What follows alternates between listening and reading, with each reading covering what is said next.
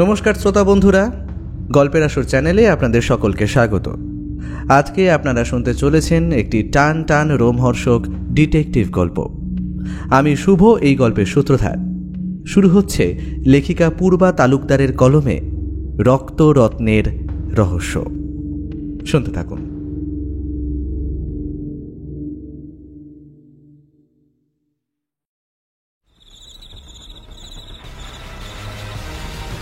শীতের রাতে চারিদিক বেশ নিস্তব্ধ।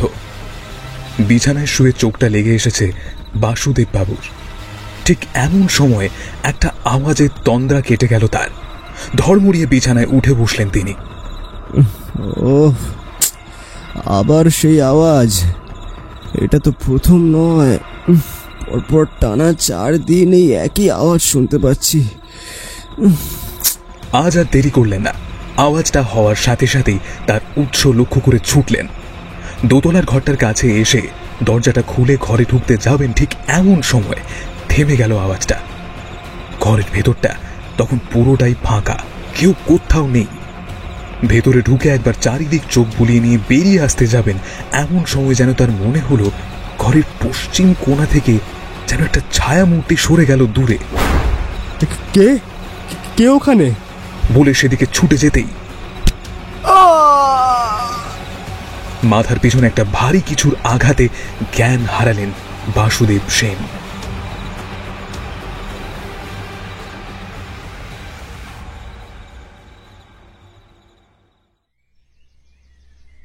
পড়ন্ত পৌষের সকালে নিজেদের বাড়ির বৈঠকখানায় বসে আমি এক প্রকার অধৈর্য হয়ে ডাক দিলাম পুঁটিরামকে। পুঁটিরাম, পুঁটিরাম! আগে ডাকতেছেন? হ্যাঁ। বলেন, কি হয়েছে? চা দিব নাকি? চা চাই না, পেপার চাই। আজকের খবরের কাগজ এখনো আসেনি। আগে এত সকালে তো খবরের কাগজ কোনোদিন আসে না বাবু। আপনার হয়েছে কি? রোববার তো এত সকালে আপনি ওঠেনও না। অধৈর্য বস্তুটা বিষম খারাপ রোগ হে। অমর, তুমি এই রোগ বাঁধালে কবে? আড়মোড়া ভাঙতে ভাঙতে ঘর থেকে বেরিয়ে এসে কথাটা বলল অজিতেশ। আমি বললাম, আমি মোটেও অধৈর্য নই। হ্যাঁ, সেটা তোমার খবরের কাগজের জন্য ছটপটানি দেখে স্পষ্ট বোঝা যাচ্ছে। বাহ, ছটপট করবো না? হ্যাঁ, আজকে পেপারে আমার সত্যান্বেষী বন্ধুর সাক্ষাৎকারটা বেরোবে, আর আমি উত্তেজিত হব না? মুনি ঋষিরা কি বলেন জানো? কি বলেন, সব ধরনের জটিল পরিস্থিতিতেও যে বা যারা অবিচল থাকতে পারে তারাই হলো আদর্শ মানুষ। সে তোমার মুনি। এই নিন আপনার কাগজ বাবু। আমি অজিতেশের কথার প্রত্যুত্তরে কিছু একটা বলতে যাচ্ছিলাম, ঠিক তখনই পুঁটিরাম এসে কাগজটা দিয়ে গেল। আমি খবরের কাগজটা খুলে অজিতের সাক্ষাৎকারটা পড়তে শুরু করব, ঠিক এমন সময় আমার হাত থেকে খবরের কাগজটা ছিনিয়ে নিয়ে বলল, ওইসব সাক্ষাৎকার পরে পড়বে, আগে এটা শোনো। এই বলে পেপারের নিচের দিকে দেওয়া খবরটা বেশ জোরে জোরে পড়তে লাগলো অজিতেশ। গত মঙ্গলবার পানিহাটির নিজ বাড়িতেই গুরুতর আহত হন নামকরা সাঁতারু শ্রীমান বাসুদেব সেন। সূত্রের খবর, সেদিন মধ্যরাতে তাঁকে অচৈতন্য অবস্থায় হাসপাতালে ভর্তি করা হয়। তার মাথার পেছনে ছিল গুরুতর আঘাত। যদিও তিনি কিভাবে নিজ বাড়িতেই আহত হলেন, আততায়ী বাক্যে এই বিষয়ে বাসুদেববাবু কোনো আলোকপাত করেননি। এত অবধি পড়ে অজিতেশ কি যেন ভাবতে লাগলো। আমি বললাম, কি ভয়ানক কাণ্ড বলো তো! নিজের বাড়িতেও আজকাল কেউ আর সুরক্ষিত নয়। বাসুদেব সেনের মতো এত নামকরা মানুষের সাথে যদি এমন হয়, তাহলে সাধারণ মানুষের সাথে কি হতে পারে একবার ভাবো। আমার কথাটা শুনে মৃদু হেসে অজিতেশ নিজের শরীরটা আরাম খিদারায় এলিয়ে দিল। তারপর আধ বোঝা চোখে বলল, সাধারণ মানুষের সঙ্গে সচরাচর এমন অসাধারণ ঘটনা সাধারণত ঘটে না ভায়া। মানে? বিখ্যাত মানুষের তুলনায় সাধারণ মানুষ। আসতে পারি? অজিত কিছু একটা বলতে যাচ্ছিল। এমন সময়ে আমাদের বৈঠকখানার দরজায় এসে দাঁড়ালেন বছর 35-এর একজন ভদ্রলোক। ভদ্রলোকের পরনে ধুতি পাঞ্জাবি, মাথায় ব্যান্ডেজ বাঁধা। আভাব দেখলেই বেশ বোঝা যায় যে ব্যক্তিত্ব সম্পন্ন ব্যক্তি। অজিতেশ ওনাকে দেখে উঠে দাঁড়িয়ে বলল, আরে বাসুদেব বাবু, আপনি আসুন আসুন, ভেতরে আসুন। আমি চমকে উঠলাম। মনে মনে ভাবলাম, ভদ্রলোকের মাথায় ব্যান্ডেজ করা, অজিত আবার ওনাকে বাসুদেব বলছে, তার মানে কি আমি যা আন্দাজ করছি তাই? আলাপ করিয়ে দিই, ইনি হলেন বিখ্যাত লেখক, আমার পরম বন্ধু ও সহকারী অমরজিৎ। আর অমরজিৎ, ইনি হলেন স্বনামধন্য সাঁতারু বাসুদেব সেন। বাসুদেব বাবু ছোট্ট একটা নমস্কার বললেন। আমিও প্রত্যুত্তরে একটা প্রতি নমস্কার করলাম। বাসুদেববাবু সোফায় বসতে বসতে বললেন, আগের থেকে আপনাকে না জানিয়ে এইভাবে চলে এসে আপনাদের অপ্রস্তুতে ফেলার জন্য আমি অত্যন্ত লজ্জিত মিস্টার বক্সি। আপনার আশাটা বেশ কাকতালীয়। আমরা একটু আগেই খবরের কাগজে আপনারই খবরটা পড়ছিলাম। হ্যাঁ, ওরা কাল আমার বাড়ি এসেছিল। বলল আমার ঘটনাটা নাকি সবাইকে জানাতে চায়, তাই আর কি। তা আপনি এখন কেমন আছেন? আগের চেয়ে একটু ভালো। আসলে আঘাতটা কানের পাশ ঘেঁষে বেরোনোতে খুব একটা গুরুতর জখম হয়নি। পরশুই হাসপাতাল থেকে ছুটি পেলাম। তো যদি কিছু মনে না করেন তাহলে জানতে চাইব আমরা আপনাকে কিভাবে সাহায্য করতে পারি। মানে বোঝাই যাচ্ছে আপনি এমন অবস্থাতে আমার কাছে এসেছেন, মানে আপনার সমস্যা বেশ গুরুতর। অজিতের কথা শুনে মনে হলো সে অযথা সময় নষ্ট না করে সোজা কাজের কথায় আসতে চাইছে। বাসুদেববাবু অজিতেশের কথার উদ্দেশ্য বুঝতে পেরে বললেন, হ্যাঁ অজিতেশ বাবু, সেটাই বলি বরং। আসলে আমি আপনার কাছে শুধু আমার উপর হওয়া হামলার বিষয়ে বলতে আসিনি। তাহলে? বাসুদেববাবুর কথা শুনে অজিত আরাম কেদারায় সোজা হয়ে উঠে বসল। তার চোখে কৌতূহল স্পষ্ট বোঝা যাচ্ছে। আমিও অবাক হলাম। উনি আবার বলতে শুরু করলেন, দেখুন, আমার ধারণা আমার উপর হওয়া এই হামলার পিছনে অন্য কোনো একটা কারণ রয়েছে। অন্য কারণ? আমি উত্তেজিত হয়ে জিজ্ঞেস করলাম। অজিত বলল, পুলিশ কি বলছে এই বিষয়ে? পুলিশের উপর আমার অত ভরসা নেই মশাই। ওনারা প্রাথমিক তদন্ত করে সিদ্ধান্ত নিয়েছেন যে আমার নাকি কোনো প্রতিদ্বন্দ্বী আমাকে হয়রান করার জন্য এমনটা করেছে। আসলে সামনে আমার একটা প্রতিযোগিতা আছে ইংল্যান্ডে। আমাদের দেশ থেকে মোট 3 জনকে নির্বাচন করা হয়েছে। পুলিশের ধারণা তাদের মধ্যেই কেউ আমাকে আহত করেছে, যাতে আমি এই প্রতিযোগিতায় ভাগ না নিতে পারি। কিন্তু আপনার ধারণা তো অন্য, তাই তো? হ্যাঁ অজিতেশ বাবু, আমার ধারণা আমার সাথে যা ঘটেছে তার সাথে আমার পরিবারের কোনো অতীত জড়িয়ে রয়েছে। আমি হাঁ করে শুনতে লাগলাম। অজিতের চোখে তখন দীপ্তির ছাপ স্পষ্ট। বুঝলাম অজিত বাসুদেববাবুর বিষয়টায় আগ্রহ পেয়েছে। সে বলল, পুরোটা খুলে বলুন বাসুদেববাবু, কোনো কথা বাদ দেবেন না। অতি ছোট কথাও কিন্তু খুব গুরুত্বপূর্ণ ভূমিকা পালন করে। হ্যাঁ অজিতেশ বাবু, চেষ্টা করব পুরো বিষয়টাই বিস্তারিতভাবে বলার। শুনুন, আপনারা নিশ্চয়ই জানেন যে আমার উপর হওয়া হামলাটা পানিহাটিতে আমার পৈতৃক বাড়িতে হয়েছে। পৈতৃক বাড়ি? আগে হ্যাঁ, আমি বর্তমানে থাকি ক্যামাক স্ট্রিটে। 2 মাস আগে আমার বাবা মারা যান। বাবা বেঁচে থাকতে ওই বাড়িতেই থাকতেন। মা মারা যাওয়ার পর আমি ক্যামাক স্ট্রিটে চলে আসি, আর বাবা থেকে যান ওই বাড়িতেই। কতবার বলেছি আমার কাছে এসে থাকতে, কিন্তু উনি শোনেননি। ওই অত বড় বাড়িতে ওনার নাকি একা লাগতো না। উনি বলতেন ওই বাড়িতে অনেক স্মৃতি জড়িয়ে, সেগুলোই নাকি ওনার বেঁচে থাকবার সম্বল। যাই হোক, বাবার মৃত্যুর পর আমি স্থির করি ওই বাড়িটা আমি বিক্রি করব। আর তাই জন্যই গেল সপ্তাহে আমি ওই বাড়িতে গিয়ে উঠি। আপনি বললেন অত বড় বাড়িতে আপনার বাবা একা থাকতেন, তা ওনার মৃত্যুর পর আপনি ওই বাড়িতে থাকতে গেলেন কেন? গেলাম কি আর সাধে মিস্টার বক্সি। আসলে বাড়ি বিক্রির বিজ্ঞাপনটা দেওয়ার পর বেশ কটা পার্টি দেখতে এসেছে। আমার পক্ষে রোজ রোজ ক্যামাক স্ট্রিট টু পানিহাটি করা সম্ভব হচ্ছিল না। তাই ঠিক করেছিলাম যতদিন না ওই বাড়ি বিক্রি হচ্ছে ততদিন ওই বাড়িতেই থাকব। আর তাছাড়া ওই বাড়িতে বহুমূল্য কিছু জিনিসও ছিল। বাবা চলে যাওয়ার পর নকুল কাকার পক্ষে সব কিছুর দেখভাল করা সম্ভব হচ্ছিল না। 1 মিনিট, এই নকুল কাকাটিকে? উনি আমাদের বাড়ির পরিচারক, সেই দাদুর আমল থেকে রয়েছে। বয়স প্রায় 70-এর কাছাকাছি। আর বাড়িতে অত মূল্যবান সম্পত্তি ছিল, ওনার একার পক্ষে তদারকি করাটা একটু চাপেরই হচ্ছিল আর কি। আচ্ছা, এই মূল্যবান সম্পত্তিগুলো কি তা জানতে পারি? হ্যাঁ হ্যাঁ, অবশ্যই।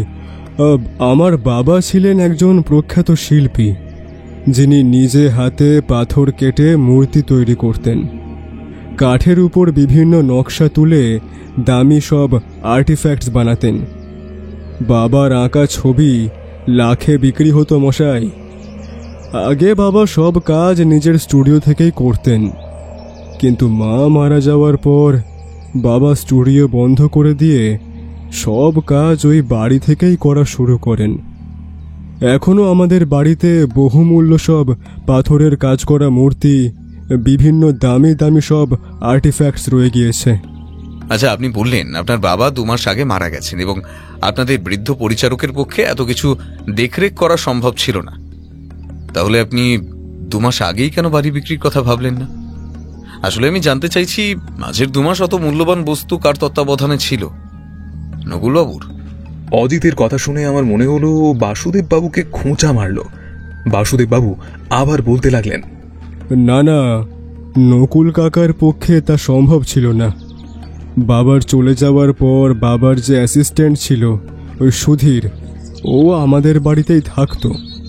বয়স কম হলেও এসব বিষয়ে বেশ সিনসিয়ার ছিল। ওর কাজের প্রতি নিষ্ঠা দেখে আমি ওকে অ্যাপয়েন্ট করেছিলাম। শিল্পের মূল্য কোনো আরেকজন শিল্পী দিতে পারে বলে আমি মনে করেছিলাম আর কি। তা সেই সুধীর কি আপনার দুর্ঘটনার দিন সেখানেই ছিল?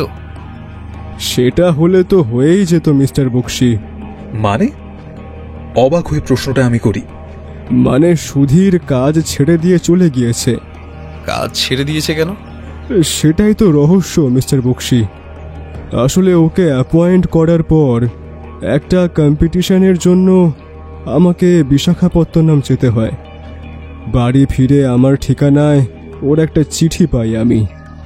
আমার সঙ্গে দেখা করতে সে নাকি আমার ক্যামাক স্ট্রিটের বাড়িতেও গিয়েছিল। সেখানে আমাকে না পেয়ে ওই ঠিকানায় একটা চিঠি পাঠায় সে। তাতেই লেখা ছিল যে আমার সঙ্গে নাকি তার খুব জরুরি দরকার আছে।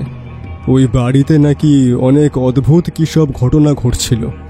আমি যেন ওই চিঠি পাওয়ার সঙ্গে সঙ্গেই পানিহাটিতে গিয়ে ওর সঙ্গে যোগাযোগ করি।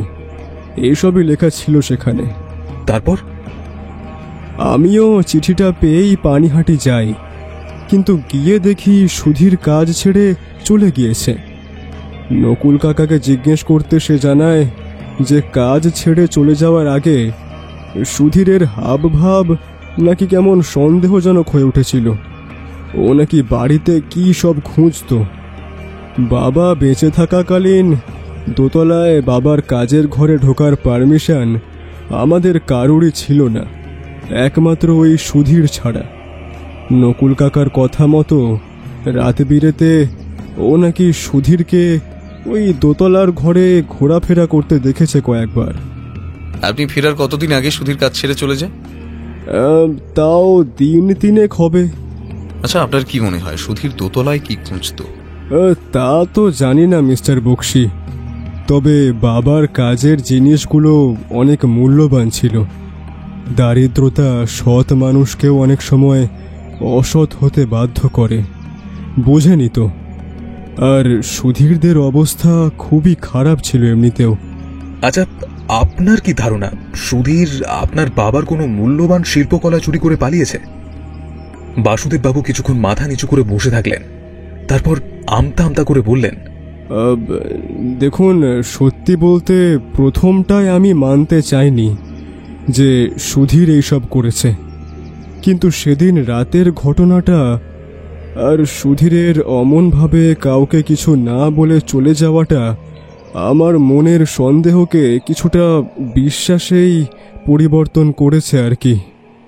যেদিন রাতে আপনার উপর হামলা হয় সেদিনের কথা বলছেন তো? আগে হ্যাঁ। ভালো কথা। সেদিন রাতে আপনার সঙ্গে ঠিক কি হয়েছিল খুলে বলুন তো। হ্যাঁ অজিতেশ বাবু, বলছি।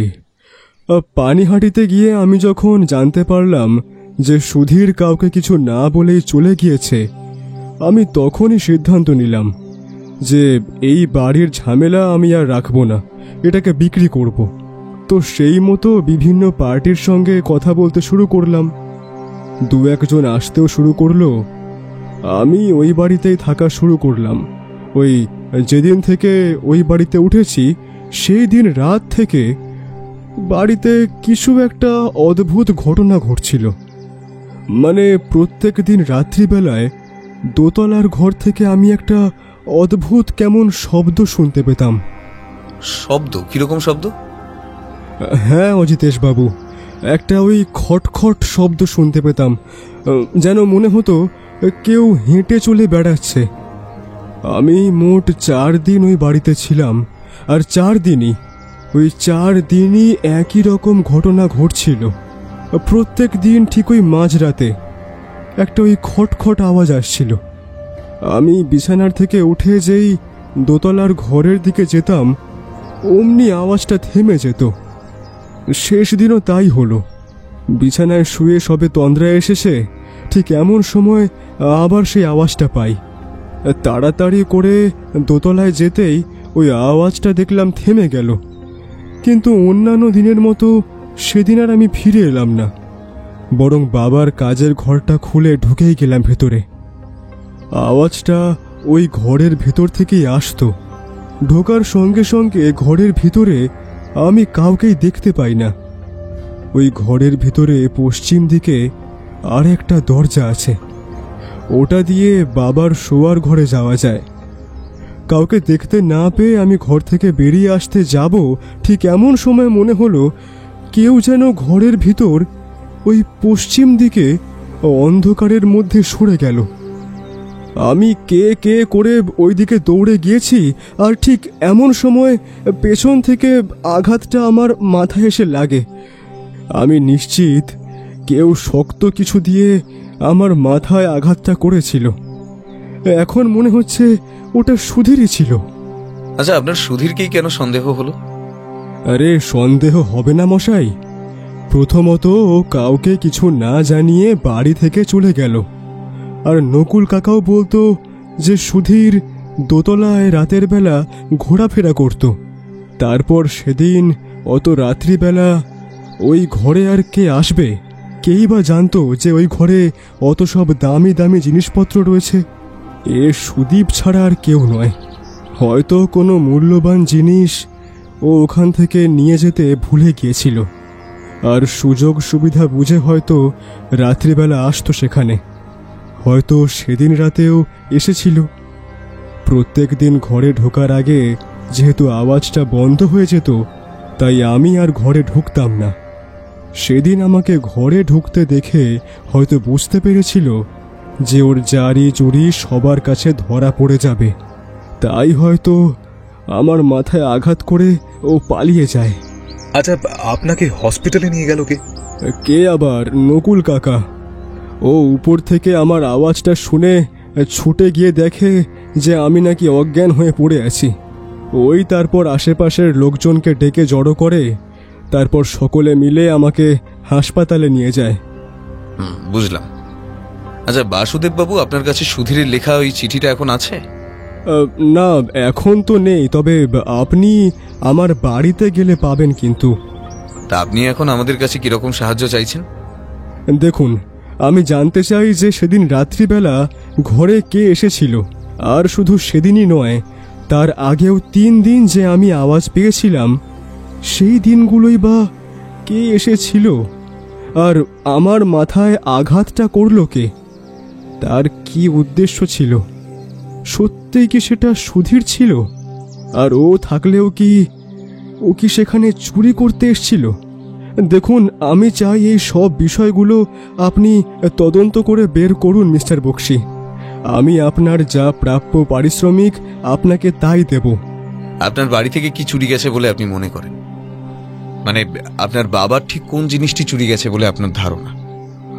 সত্যি কথা বলতে আমার বাবার জিনিসের ওপর সেরকম কোনো হিসেব নিকেশ ছিল না, তাই আমি আপনাকে আগেই বলেছি যে বাবার কাজের ঘরে ঢোকার কারুর কোনো পারমিশনও ছিল না।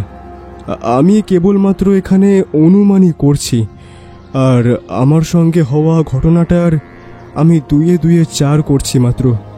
আচ্ছা, আপনি নিশ্চিত যে আপনার কোনো প্রতিদ্বন্দ্বী আপনাকে প্রতিযোগিতা থেকে অব্যাহত রাখার জন্য আপনার উপর হামলা করেনি? আরে একদম মিস্টার বক্সি, এ বিষয়ে আমি একদম নিশ্চিত, কারণ আমার পানিহাটির বাড়ির ঠিকানা সকলে জানে না।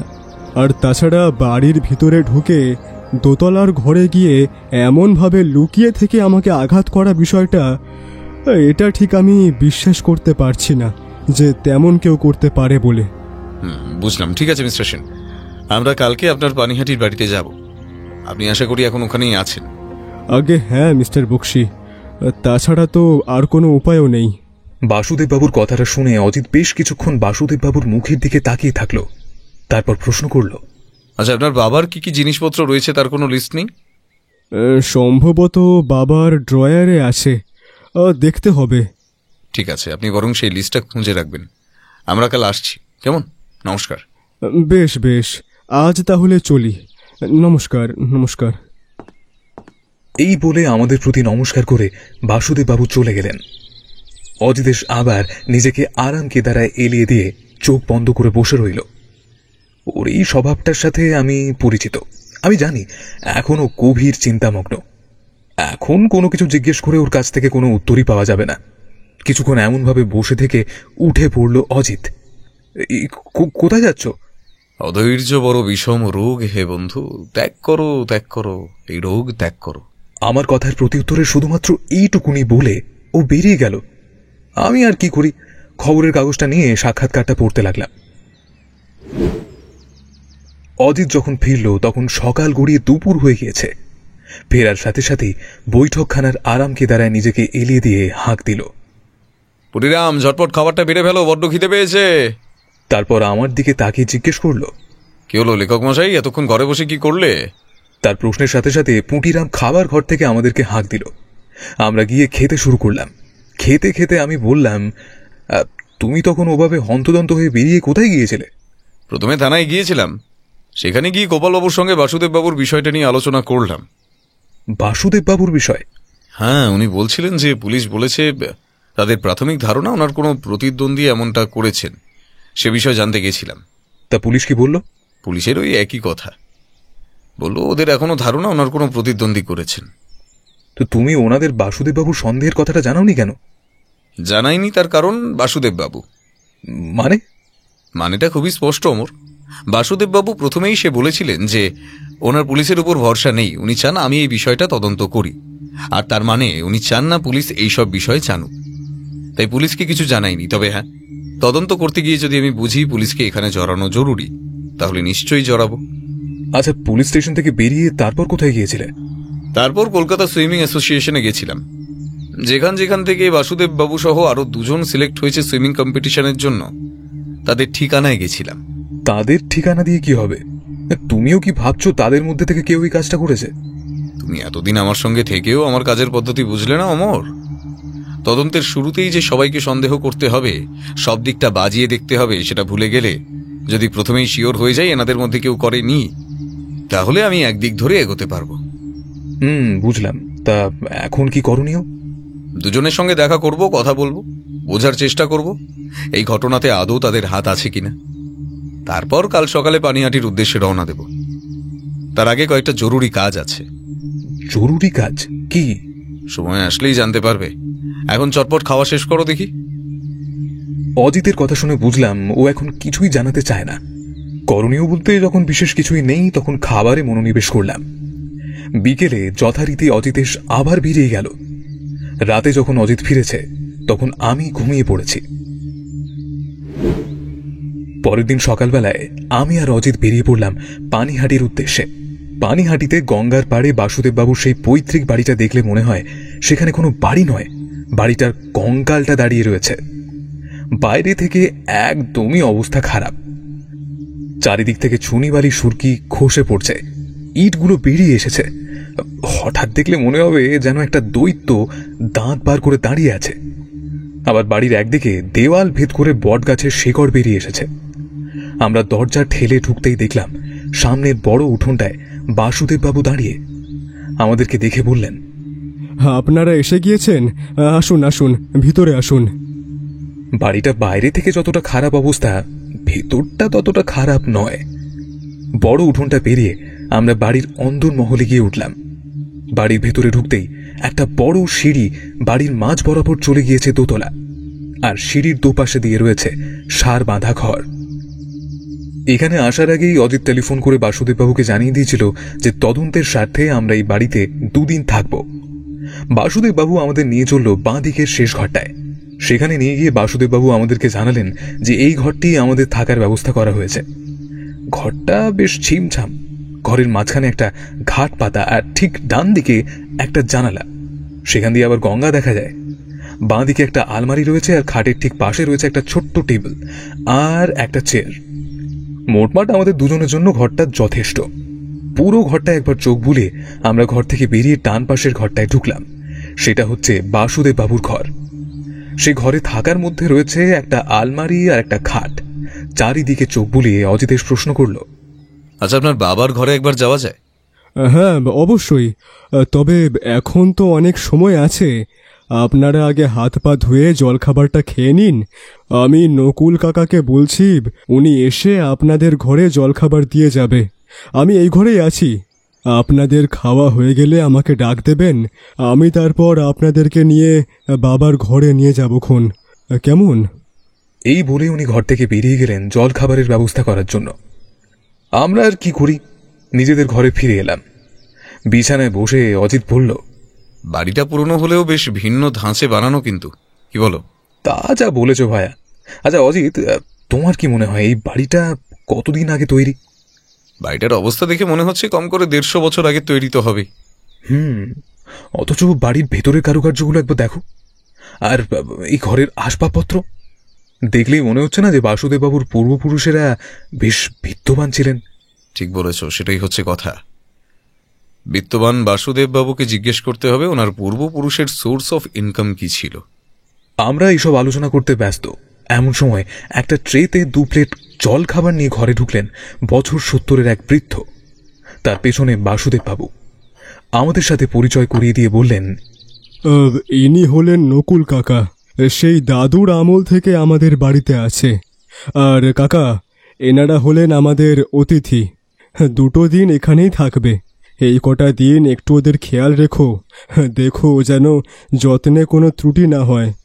তারপর আমাদের দিকে ফিরে বললেন, আপনারা খেয়ে নিন, এতটা পথ এসেছেন, নিশ্চয়ই খুব খিদে পেয়ে গিয়েছে। আপনি খাবেন না? আমার খাওয়া অনেক আগেই হয়ে গিয়েছে মশাই। আসলে বুঝতেই পারছেন, অ্যাথলেটিক মানুষ তো, নিয়মমাফিক খাবার খাই। সকালে শুধু স্যালাড আর জুসই খাই। বুঝলাম, কিন্তু আপনার সঙ্গে যে কিছু দরকারি কথা ছিল। অবশ্যই মিস্টার বক্সি, আমি পাশের ঘরেই রয়েছি। যখন দরকার হবে আমাকে ডেকে নেবেন, আমি চলে আসব। এখন আপাতত আমি আসি, আপনারা সব খেয়ে নিন। টেবিলের উপর খাবারগুলো রাখা হয়েছিল। আমরা দুজন প্লেট দুটো হাতে তুলে নিলাম। গরম গরম ফুলকো লুচি, ছোলার ডাল আর বড় বড় মিষ্টি। পেট পুড়ে খেলাম। তারপর অজিতেশ বলল, অনেক হলো ভুরি বউ জমর, এবার চলো কাজে লাগা যাক। বাড়িটা পুরোটা ঘুরে দেখতে হবে, নকুলবাবুর সঙ্গে কথা বলতে হবে। খাওয়া শেষ করে আমরা বাসুদেব বাবুর ঘরে গেলাম। তখন উনি একটা বই পড়ছিলেন। আমাদেরকে দেখে বললেন, কি খাবার কেমন লাগলো? জব্বর মশাই। আসলে নকুল কাকার হাতে জাদু আছে মশাই, বুঝলেন? আচ্ছা, নকুলবাবুর ঘরটা কোন দিকে? ওই যে ওই উল্টো দিকের করিডোরটা দেখছেন, ওটা ধরে সোজা গেলে যে 2খানা ঘর আছে, ওর মধ্যেই একটাতে কাকা থাকে আর কি, আর একটাতে ওই সুধীর থাকতো। আচ্ছা, নকুলবাবুর সঙ্গে আমার কয়েকটা কথা ছিল, এখন বলা যায়? হ্যাঁ অবশ্যই, চলুন না, উনি বোধহয় ঘরেই আছেন। আমরা 3 জনে গেলাম নকুল বাবুর ঘরে। উনি ঘরে এক কোণে বসে কিছু একটা করছিল। আমাদের দেখে হেসে নমস্কার করল। অজিতেশ বলল, নকুলবাবু, আপনাকে আমার কিছু প্রশ্ন করার আছে। আগে বলুন। প্রথমে জানাই আমরা কারা ও কেন এসেছি। আমার নাম অজিতেশ বক্সি, আর ও আমার বন্ধু অমরজিৎ। ও লেখক, আর আমি সত্যান্বেষী। নমস্কার। আগে সত্যান্বেষী মানে ঠিক বুঝলাম না। আমি সত্যি অনুসন্ধান করি নকুলবাবু, আর সেই সত্যির খোঁজেই আমাদের এখানে আসা। আগে বলুন কি জানতে চান। প্রশ্ন করার আগেই জানাই আমরা এখানে কেন এসেছি। আমরা এসেছি সেদিন বাসুদেব বাবুর সঙ্গে যেটা ঘটেছিল আর কি, সেটার তদন্ত করতে। সেজন্যই আপনাকে 2-3টে প্রশ্ন করব, মনে করে ঠিক ঠিক করে জবাব দেবেন, কেমন? আগে বলুন, সেই দিনের সমস্ত ঘটনাই আমার মনে আছে। আচ্ছা তাহলে বলুন তো, সেদিন রাত্রে ঠিক কি কি ঘটেছিল? সেদিন রাতে শুতে শুতে আমার বেশ রাত হয়। ঘরের কাজ করছিলাম আর কি। তারপর বিছানায় গিয়ে শুতেই একটা আওয়াজে আমার ঘুমটা হঠাৎ করে ভেঙে গেল। ঘর থেকে বেরিয়ে এসে দেখলাম খোকাবাবু সিঁড়ি দিয়ে দৌড়াতে দৌড়াতে উপরে উঠছে। উপরের ঘরে সাধারণত কেউ যেত না। অত রাতে ওইভাবে ওকে উপরে উঠতে দেখে আমার মনে একটু সন্দেহ হলো। এমন সময় ছোটবাবুর গলার আওয়াজ পেলাম। সে কি ভয়ানক আর্তনাদ মশাই!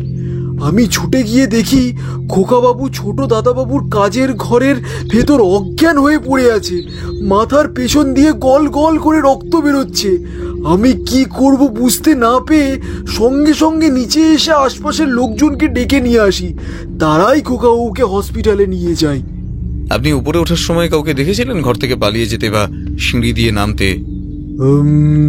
না, তা তো দেখিনি। ঘর থেকে বেরোনোর তো আর কোনো রাস্তা নেই। পালাতে গেলে তো সিঁড়ি দিয়েই পালাতে হবে। আর খোকাবাবুর আওয়াজ পাওয়ার সাথে সাথেই আমি ওপরে যাই। যদি কেউ পালাতো আমি ঠিক দেখতে পেতাম। আসলে আসলে আমার মনে হয় এটা নিশ্চয়ই কোনো ভূতের কাজ। বাড়িটা এত পুরনো, বড় দাদাবাবুর বাবার মানে খোকার ঠাকুরদার বাবার আমলে। এত পুরনো বাড়ি, তার উপরে এইখানে নিশ্চয়ই কোনো ভূত ঢুকেছে। এ নিশ্চয়ই তারই কাণ্ড। আরে কাকা, কি না ভূত ঢুকেছে! উফ, তা নত কি, খোকাবাবুকে যদি কোনো মানুষ এরকম করে মারতো তাহলে কি আমি চোখে দেখতে পেতাম না? হ্যাঁ মানছি আমার বয়স হয়েছে, আমি চোখে কম দেখি। তা বলে একটা গোটা মানুষ আমার চোখের সামনে দিয়ে চলে যাবে আর আমি দেখতে পাবো না? এটা হতে পারে? আমি বলছি শুনুন, আমি বলছি এ নিশ্চয়ই ভূতের উপদ্রব। এ নিশ্চয়ই কোনো ভূত এসে এই কাণ্ড ঘটিয়েছে। মানে তুমি বলতে চাইছো রাত বিরেতে ভূতের কোনো কাজ নেই? সে আমার বাড়িতে এসেছিল আমার মাথায় ডান্ডা মারবার জন্য, তাই তো? বাসুদেব বাবু আপনি শান্ত হন। আচ্ছা নকুল বাবু, আপনি কতদিন হলো এই বাড়িতে আছেন? দিন কি আর গুনেছি অজিতেশ বাবু? আমি এই বাড়িতে আছি খোকাবাবুর দাদুর আমল থেকে। সেবারে আমাদের দেশে যা বন্যা হলো, বন্যায় বাবা মা সকলেরে হারালাম। খোকাবাবুর দাদু মানে বড় দাদাবাবু, ওনার ছিল দয়ার শরীর, অনেককে দান ধ্যান করতেন। সেবারে দেশের সকলেরে হারিয়ে আমি রাস্তায় রাস্তায় কেঁদে কেঁদে ফিরছি। তখন আমার বয়স কত হবে? এই 10 কি 12। বড় দাদাবাবুর চোখ পড়ল আমার ওপর। আমি সকলকে হারিয়েছি এই কথা শুনে উনি আমাকে এই বাড়িতে নিয়ে এলেন, আমাকে ঠাঁই দিলেন, আমাকে দুবেলা দুমুঠো অন্ন খেতে দিলেন। তিনি ভগবান ছিলেন আমার কাছে। সেই থেকে রয়ে গেছি এই বাড়িতে, যক্ষ হয়ে এই বাড়ি আগলে রেখেছি। আচ্ছা নকুল বাবু, আপনি সুধীর বাবুর সম্পর্কে কিছু বলতে পারবেন? মানে আমি জানতে চাইছি উনি কেমন লোক ছিলেন, আর যেদিন উনি চলে গেলেন সেদিন উনি কি আপনাকে কিছু বলে গেছিলেন? নিশ্চয়ই বলতে পারবো। সুধীরকে নিয়ে আসে ছোট দাদাবাবু, তার সহকারী ছিল সুধীর। ছোট দাদাবাবু সুধীরকে খুব স্নেহ করতেন। ছোট দাদাবাবু চেয়েছিলেন যে খোকাবাবু উনার মতো শিল্পকলায় নাম দিক, কিন্তু ও তো ছোট থেকে সাঁতার পছন্দ করত, এখনো নাম করা সাঁতারু। কিন্তু ছোট দাদাবাবু এটা পছন্দ করতেন না। কতবার আফসোস করে বলেছে, ছেলেটা বংশের মান রাখলো না, তাই সে সুধীরকে নিয়ে আসে। ও বলতো সুধীরের মধ্যে সে নাকি নিজেকে দেখতে পেত। ছেলেটার হাতও ছিল অসাধারণ, কাজ দেখলে মনে হবে সাক্ষাৎ যেন বিশ্বকর্মা। আচ্ছা, আপনার কি ধারণা সুধীর কোনো বহুমূল্য দামি জিনিস চুরি করে পালিয়েছে? আগে ছোটবাবুর ঘরে ঢোকার অনুমতি তো কারো ছিল না, তাই কিছু চুরি করে পালিয়েছে কিনা সেটা বলতে পারবো না, কারণ ওই ঘরে যে ঠিক কি কি জিনিস ছিল তা সম্বন্ধে আমার কোনো ধারণাই নেই। ঠিক আছে, এখন উঠছি, পরে যদি দরকার হয় আবার আসবো আপনার ঘরে। এই বলে আমরা দুজন উঠে পড়লাম। অজিত বাসুদেব বাবুকে বলল, বাসুদেব বাবু, একবার আপনার বাবার শোয়ার ঘর আর কাজের ঘরটা দেখা যায়? হ্যাঁ হ্যাঁ, অবশ্যই, চলুন না। আমরা দুজন বাসুদেব বাবুর পেছন পেছন সিঁড়ি ধরে দোতলায় গেলাম। দোতলায় উঠে ডান দিকে সারি দেওয়া ঘরগুলোর প্রথম ঘরটির সামনে দাঁড়িয়ে বাসুদেব বাবু বলল, এটা বাবার কাজের ঘর। এই ঘরের পশ্চিম দিক দিয়ে বাবার শোয়ার ঘরে যাওয়া যায়। আপনারা আসুন, আগে আপনাদের বাবার শোয়ার ঘরটা দেখাই। এই বলে বাসুদেব বাবু আমাদের ডান দিকের ঘরটায় নিয়ে গেল। সে ঘরে ঢুকে আমরা দেখলাম সেখানে চোখে লাগার মতো কোনো জিনিসই নেই। ঘরের মাঝখানে একটা খাট পাতা, একধারে একটা লোহার সিন্দুক রাখা, আর তার কিছুটা দূরে দেওয়ালের মধ্যে খোপ কেটে একটা ঘড়ি বসানো। ঘরের ভেতরটা ভালো করে নিরীক্ষণ করে অজিতেশ জিজ্ঞেস করল, কোনোদিন বাবাকে প্রশ্ন করেননি যে এই সিন্দুকের ভেতর কি আছে? দেখুন মিস্টার বক্সি, বাবা অনেক রাশভারী লোক ছিলেন মশাই। বাবার সাথে সেইভাবে কথোপকথন আমার কোনো দিনই হতো না। ছোট থেকে সাঁতারেই মনোনিবেশ করেছিলাম, রাত দিন জলেই পড়ে থাকতাম। এসব জিজ্ঞেস করার বিশেষ সুযোগ হয়নি। আচ্ছা, এবার চলুন আপনাদের বাবার কাজের ঘরটা দেখাই গিয়ে। ওই ঘরটা থেকে বেরিয়ে আমরা বাঁ দিকে বাসুদেব বাবুর বাবার কাজের ঘরে ঢুকলাম। ঘরের ভেতরে ঢুকে আমার চোখে ধাঁধা লেগে গেল। মনে হলো যেন কোনো মিউজিয়ামে চলে এসেছি। অপূর্ব সব হাতের তৈরি মূর্তি, অপূর্ব কারুকার্য করা কাঠের তৈরি জিনিসপত্র, যেন মনে হচ্ছে স্বয়ং বিশ্বকর্মা নিজের হাতে তৈরি করেছেন সবকিছু। অজিতেশ বলল, এসব জিনিস আপনার বাবার বানানো? আগে হ্যাঁ মিস্টার বক্সি, সবকটা জিনিসই বাবার নিজের হাতে তৈরি করা। এ তো অপূর্ব সৃষ্টি।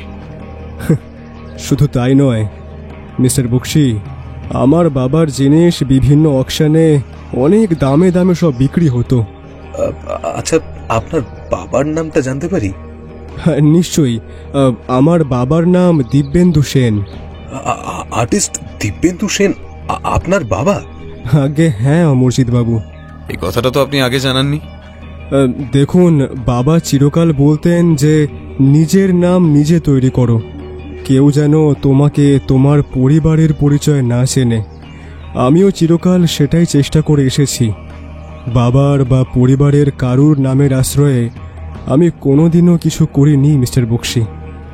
আমার সুইমিং অ্যাসোসিয়েশনেরও অনেকে জানে না যে আমার বাবা প্রখ্যাত শিল্পী দিব্যেন্দু সেন। আচ্ছা, এগুলোর মূল্য তো অনেক। হ্যাঁ, তা তো বটেই। ভালো কথা, আপনার কাছে যে লিস্ট চেয়েছিলাম সেটা আছে নিশ্চয়ই? হ্যাঁ, ওই বাবার জিনিসপত্রের সব লিস্ট তো হ্যাঁ আছে, এই ড্রয়ারেই আছে। দাঁড়ান আপনি, আমি নিয়ে আসছি। এই বলে মিস্টার সেন একটু এগিয়ে গিয়ে ডান পাশের দেরাজের একটা ড্রয়ার থেকে একটা কাগজ বার করে আনলো।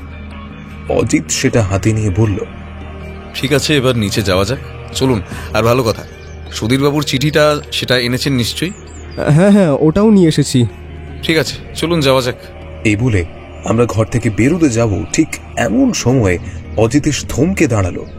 তারপর প্রশ্ন করল, আচ্ছা বাসুদেব বাবু, আপনার বাবার শোয়ার ঘর ও কাজের ঘর তো পাশাপাশি, তাহলে আপনি নিশ্চিত কি করে হলেন কিভাবে যে এই দিন রাত্রিবেলায় আওয়াজটা আপনার বাবার এই কাজের ঘর থেকে এসেছিল, শোয়ার ঘর থেকে আসেনি? সে কি মশাই, আরে নিশ্চিত হব না? আপনি তো দেখলেন বাবার ঘরে তো কিছুই নেই, শুধুমাত্র একটা ওই ঘড়ি আর ওই পৈতৃক আমলের সিন্দুক ছাড়া। ওই ঘরে ঢুকে কেউ কি করবে? আমার উপর হামলাটা তো, আর তাছাড়া আমার উপরে হামলাটা তো এই ঘরেই হয়েছিল। বুঝলাম। ঘরটা থেকে বেরিয়ে আমরা বাঁ দিকে মোড় ঘুরে এগোতে যাব, এমন সময় বাঁ দিকের দেয়ালে চোখ যেতেই আমাদের পা আটকে গেল। দেখলাম সেই দেয়ালে পুরনো দিনের রাজা রাজাদের আমলের একটা তৈলচিত্র। অজিতেশ ছবিটা খুঁটিয়ে দেখতে লাগলো। ছবিটার নিচে ডান দিকে একটা সই ছিল, দেবেন্দ্র প্রসাদ সেন। অজিতেশ উৎসুক হয়ে প্রশ্ন করল, এটা কার ছবি বাসুদেব বাবু? এই ছবিটি 16 শতাব্দীর শেষের দিকে বাংলার তৎকালীন দেওয়ান মুর্শিদ কুলি খাঁর। দাদুর কাছে শুনেছি আমাদের পূর্বপুরুষ মুর্শিদ কুলি খাঁয়ের সভার চিত্রশিল্পী ছিলেন। হ্যাঁ, মুর্শিদ কুলি খাঁর সভার চিত্রশিল্পী? আগে হ্যাঁ অমরজিৎ বাবু, এই ছবিটি ওনারই। আমাদের যে পূর্বপুরুষ ছবিটি এঁকেছিলেন উনি খুশি হয়ে উপঢৌকন হিসেবে সেই ছবিটি ওনাকে দেন, আর সেই থেকেই এই ছবিটি আমাদের এখানে আছে। আগে এটা আমাদের যে পুরনো বাড়ি ছিল সেখানেই ছিল। সেখান থেকে চলে আসার পর আমার দাদু বাবা ওনারাই আর কি এই ছবিটা এখানে লাগান, আর তখন থেকেই এটা এখানেই আছে। কি অসম্ভব সুন্দর হাতের কাজ! হ্যাঁ, দেখলে মনে হবে যেন জ্যান্ত, তাই না বলো অজিতেশ? তুমি ঠিকই বলেছ। এমন কাজের উপহার এমনই হওয়া উচিত। শুধু কি তাই মিস্টার বক্সি, দাদু ছোটবেলায় গল্প করত যে আমাদের পূর্বপুরুষরা নাকি মুর্শিদ কুলির কাছ থেকে প্রচুর পরিমাণে সব ধনরত্ন পেয়েছিলেন, বুঝলেন? ধনরত্ন মানে গুপ্তধন? হ্যাঁ মশাই, দাদু তো সেই গল্পই করতেন, ওই সব গল্প কাহিনী আর কি। বাসুদেবের কথায় লক্ষ্য করলাম অজিতেশের মুখটা গম্ভীর হয়ে গেল। সে প্রশ্ন করল, আপনি নিশ্চিত যে ওগুলো গল্প কাহিনী? তাছাড়া আর কি, যদি সত্যি এমন কোনো গুপ্তধন থাকতো তাহলে কি আমরা সেগুলো পেতাম না বলুন? বাবাও কোনোদিন গুপ্তধনের কথা সেভাবে কিছু বলেননি। সেভাবে বলেননি মানে? হ্যাঁ, মানে বাবা বলতেন ওগুলো নাকি আমাদের পৈতৃক সম্পত্তি, আমাদের পূর্বপুরুষের আশীর্বাদ, তাই যেখানে আছে সেখানেই নাকি থাকা ভালো। আমি অবশ্য নিজে পার্সোনালি এই সব কিছুকে গল্প বলেই মনে করি আর কি। যদি সত্যি এমন কিছু থেকে থাকতো তাহলে আমার দাদু বা বাবা তাদের কোনো কাজে কেন লাগালো না? আচ্ছা, একটা কথা বলুন, আপনার বাবা ওই ধনরত্ন বা গুপ্তধন সম্পর্কিত কি আর কোনো কথা বলেছিলেন? না না, তেমন কিছুই আর না। আচ্ছা, আপনার বাবার মৃত্যু হয় কিভাবে? বাবার বয়স হয়েছিল, একদিন সিঁড়ি থেকে নিচে নামবার সময় ওই পা পিছলে সিঁড়ি থেকে পড়ে যান। সাথে সাথে মৃত্যু না হলেও পক্ষাঘাতগ্রস্ত হয়ে যান তিনি, আর অসুস্থ অবস্থায় প্রায় 2 মাস বিছানায় পড়ে থাকেন। আর শেষের দিকটায় ওনার মাথাও কিছুটা খারাপ হয়ে গিয়েছিল, উল্টোপাল্টা বকতেন আর কি। উল্টোপাল্টা বকতেন? কি বলতেন? আরে সে মশাই পাগলের প্রলাপ। বলতেন যে ভাগ্যের চাকা ঘুরে যাবে ঠিক 12:30-এ। ভাগ্যের চাকা ঘুরে যাবে 12:30-এ মানে? প্রথমে আমিও মানে টানে ভাববার চেষ্টা করেছি, তারপরে বুঝেছি যে এ পাগলের প্রলাপ ছাড়া আর কিছুই নয়। না, মৃত্যুর সময় বাবার মাথা খারাপ হয়ে গিয়েছিল, তাই এই কথাগুলোকে আমি পাত্তা দিইনি অতটাও। আচ্ছা বাসুদেব বাবু, আমরা এখন একবার সুধীর বাবুর ঘরে যাব, ওনার ঘরটা একটু ঘুরে দেখতে চাই। হ্যাঁ হ্যাঁ, অবশ্যই, আপনি আসুন, আমি নিয়ে যাচ্ছি। সুধীরবাবুর ঘরে ঢুকে চারিদিকটা একবার চোখ বুলিয়ে নিলাম। এই ঘরটাও আমাদের ঘরের মতনই ছিমছাম। ঘরের মাঝখানে খাট পাতা, একদিকে একটা আলমারি, পাশে একটা ড্রেসিং টেবিল, আর খাটের ডান পাশে টেবিল চেয়ার। টেবিলের ওপর কতগুলো কাগজপত্র রাখা। অজিত সেদিকে এগিয়ে গিয়ে কাগজগুলো তুলে নিয়ে ভালো করে দেখতে থাকলো। আমিও একটা কাগজ তুলে নিয়ে দেখতে লাগলাম। কাগজগুলোতে অনেক নকশা আঁকা। সত্যি সেগুলো দেখে মন মুগ্ধ হয়ে যেতে হয়। শুধু নকশা নয়, বিভিন্ন রকমের মূর্তির ছবি আঁকা। এত সুন্দর সূক্ষ্ম সেসব কাজ দেখে মনে হচ্ছে যেন সেগুলো সবই জ্যান্ত। একবার ভালো করে সেগুলোতে চোখ বুলিয়ে অদিত সেগুলো আবার নিচে নামিয়ে রেখে দিল। তারপর দেরাজের দিকে এগিয়ে গেল। তারপর দেরাজ খুলে বলল, এগুলো কার বাসুদেব বাবু? অজিতেশের প্রশ্ন শুনে আমি উঁকি মেরে দেখলাম দেরাজের ভেতর বেশ কতগুলো জামা কাপড় রাখা আছে। এগুলো তো সব সুধীরেরই। উনি পালালেন, কিন্তু জামা কাপড় না নিয়ে পালালেন কেন? দেখুন মিস্টার বক্সি, আমিও তো জানি না সেই মুহূর্তে ওর মাথায় যে কি চলছিল সে একমাত্র ওই বলতে পারবে। হয়তো মূল্যবান কোনো জিনিস সরিয়েছিল। ওই তখন নকুল কাকা বলল না যে গায়েব হওয়ার আগের দিন রাতে ওই কাকা ওকে ওই দোতলার বাবার কাজের ঘরে দেখেছে ঢুকতে। ওকে জিজ্ঞেস করাতে ও তাড়াহুড়ো করে ঘর থেকে বেরিয়ে এসেছে। হয়তো নিশ্চয়ই কোনো জিনিস চুরি করেছিল, ধরা পড়ে যেতে পারে এই ভয়তে হয়তো ও শুধু ওই চুরির জিনিসপত্রগুলো নিয়েই পালিয়েছে। বটে, আপনাদের থানায় একবার ওর নামে কমপ্লেন করা উচিত ছিল, বা ওর বাড়িতে একবার খোঁজ নেওয়া উচিত ছিল। দেখুন, এত তাড়াতাড়ি এত সব ঘটে গিয়েছে যে এই ভাবনাগুলো আমার ঠিক মাথায় আসেনি আর কি। ঠিক আছে বাসুদেববাবু, আমি বিষয়টা দেখে নিচ্ছি। আপনি বরং চিঠিটা, জিনিসপত্র লিস্টটা আর সুধীরের বাড়ির ঠিকানাটা আমাকে দিন। হ্যাঁ হ্যাঁ, এই নিন। ঠিক আছে মিস্টার সেন, আমরা আপাতত এখন আমরা নিজের ঘরে যাব। একটু বিশ্রাম না নিলে মাথাটা ঠিক খুলবে না আসলে। নিশ্চয়ই নিশ্চয়ই, আপনারা সব ঘরে গিয়ে বিশ্রাম করুন। দুপুরবেলার খাবার তৈরি হয়ে গেলে নকুল কাকা আপনাদের গিয়ে খাবার দিয়ে আসবে। এরপর আমরা নিজেদের ঘরে চলে এলাম। অজিত ঘরে ঢুকে বিছানায় শুয়ে ওই যে চোখ বুঝলো আর খুলল না। আমি জানি যখন কোনো জটিল জট খোলার চেষ্টা করে তখন এমনভাবেই মরার মতো শুয়ে থাকে, তখন ওকে হাজার ডেকেও তোলা যায় না। দুপুর অব্দি এভাবেই শুয়ে থাকলো। দুপুরে খাবার দিয়ে যেতেই উঠে খাবারটা খেয়ে আবার শুয়ে পড়ল। আমি হাজার বার ডাকাতেও কোনো জবাব দিল না। বিকেলবেলা আমি কি করি, বাড়ির উঠোনটায় গিয়ে পায়চারি করছিলাম। বেশ কিছুক্ষণ পর মুখটা হাসি হাসি করে উঠোনে এসে দাঁড়ালো অজিতেশ। আমি বললাম, কি হলো, রহস্যের জট খুললো? কি বলছো, বরং বলো রহস্যের জট ঠিক কতটা? দেখো বাবু, তোমার এই হেয়ালি আমার ভালো লাগে না। স্পষ্ট করে বলো দেখি কি বুঝছো। আমি একটু আগে বাসুদেববাবুর বাবার কাজের ঘরে গিয়েছিলাম। লিস্ট অনুযায়ী সেখান থেকে ঠিক 2টো জিনিস মিসিং। কি বলছো? আজ্ঞে। তার মানে বাসুদেব বাবুর ধারণাই ঠিক, সুধীর এসব চুরি করেছে। হতে পারে। আর আর ওই চিঠিটায় কি লেখা ছিল? তুমি নিজেই পড়ে নাও। এই বলে চিঠিটা আমার দিকে এগিয়ে দিল। আমি চিঠিটা নিয়ে পড়তে আরম্ভ করলাম। সেটিতে লেখা ছিল, বাসুদেব বাবু, আমি আপনার সাথে দেখা করতে আপনার ক্যামাক স্ট্রিটের বাড়িতে গিয়েছিলাম, কিন্তু আপনি ছিলেন না, তাই বাধ্য হয়ে আপনাকে চিঠিটা লিখছি। আপনার সাথে অত্যন্ত জরুরি দরকার রয়েছে। আপনি পারলে আমার চিঠি পাওয়ার সাথে সাথে আমার সাথে যোগাযোগ করুন। আপনার বাড়িতে অদ্ভুত কিছু ঘটনা ঘটছে। আমি আবারও বলছি, অত্যন্ত জরুরি দরকার। আমি চিঠি পড়া শেষ করে অজিতেশের মুখের দিকে তাকিয়ে রইলাম। সে হেসে বলল, কি বুঝছো? এই জরুরি দরকারটা কি হতে পারে?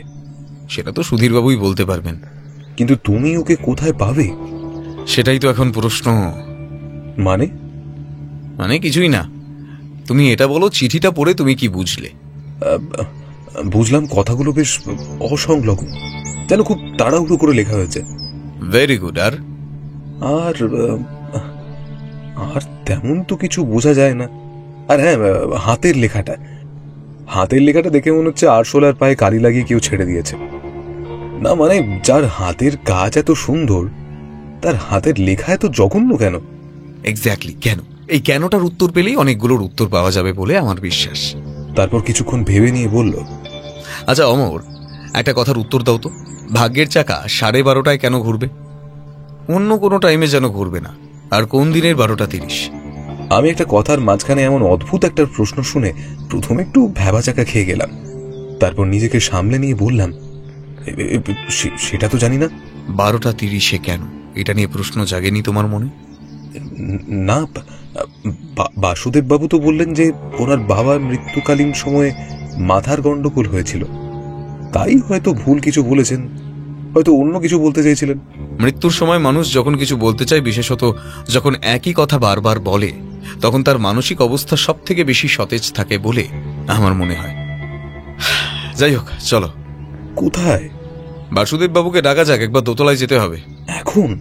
আগে আমি আর কি করি, অগত্যা অজিতেশের সাথে বাসুদেব বাবুর ঘরে গিয়ে ঢুকলাম। বাসুদেব বাবু তখন ব্যায়াম করছিলেন। আমাদের দেখে বললেন, ও আপনারা আসুন আসুন, ভেতরে আসুন। অসময়ে এসে আপনাকে বিরক্ত করলাম না তো?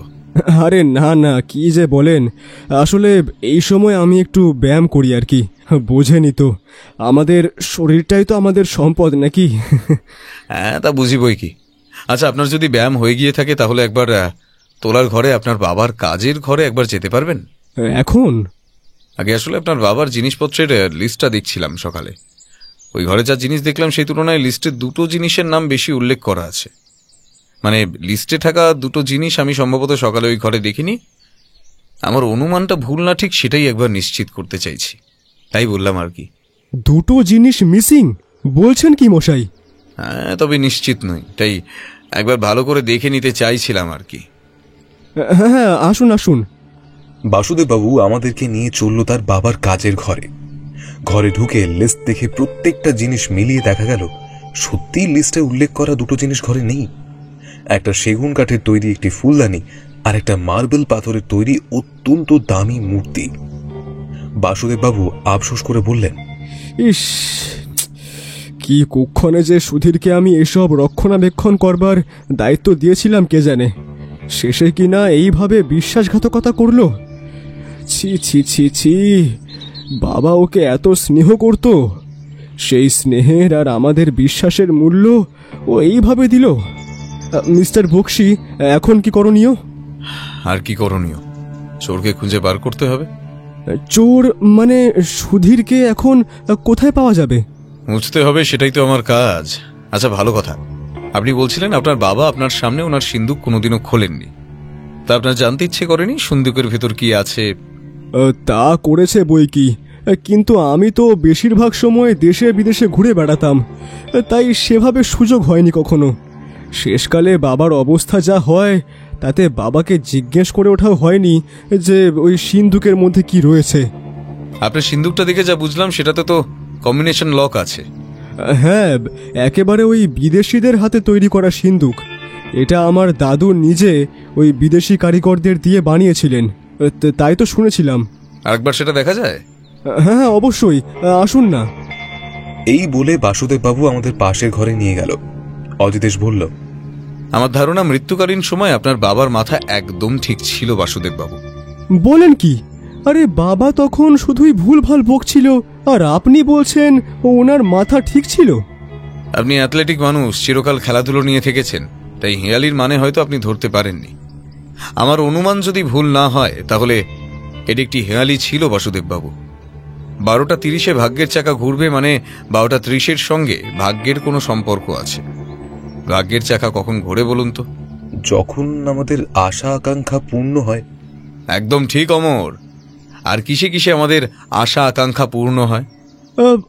আর কিসে? টাকা পয়সা পেলে, নাম পেলে, খ্যাতি পেলে। আপনার বাবা, আপনার দাদু বলে গেছেন যে আপনার পূর্বপুরুষরা উপঢৌকন হিসেবে অনেক ধনরত্ন পেয়েছিলেন, কি তাই তো? হ্যাঁ, এইসব তো দাদু ওই ছোটবেলায় গল্প করত, বাবাও গল্পের ছলে বলেছে, কিন্তু এই সবের সাথে বাবার ওই প্রলাপের, ওই ভাগ্যের চাকা ঘোরার কি সম্পর্ক আমি তো কিছুই বুঝতে পারছি না। ধৈর্য ধরুন, সময় আসলে অবশ্যই বুঝতে পারবেন। আপনার বাবার শেষকালে আপনাকে ক্লু দিয়ে যেতে চেয়েছিলেন।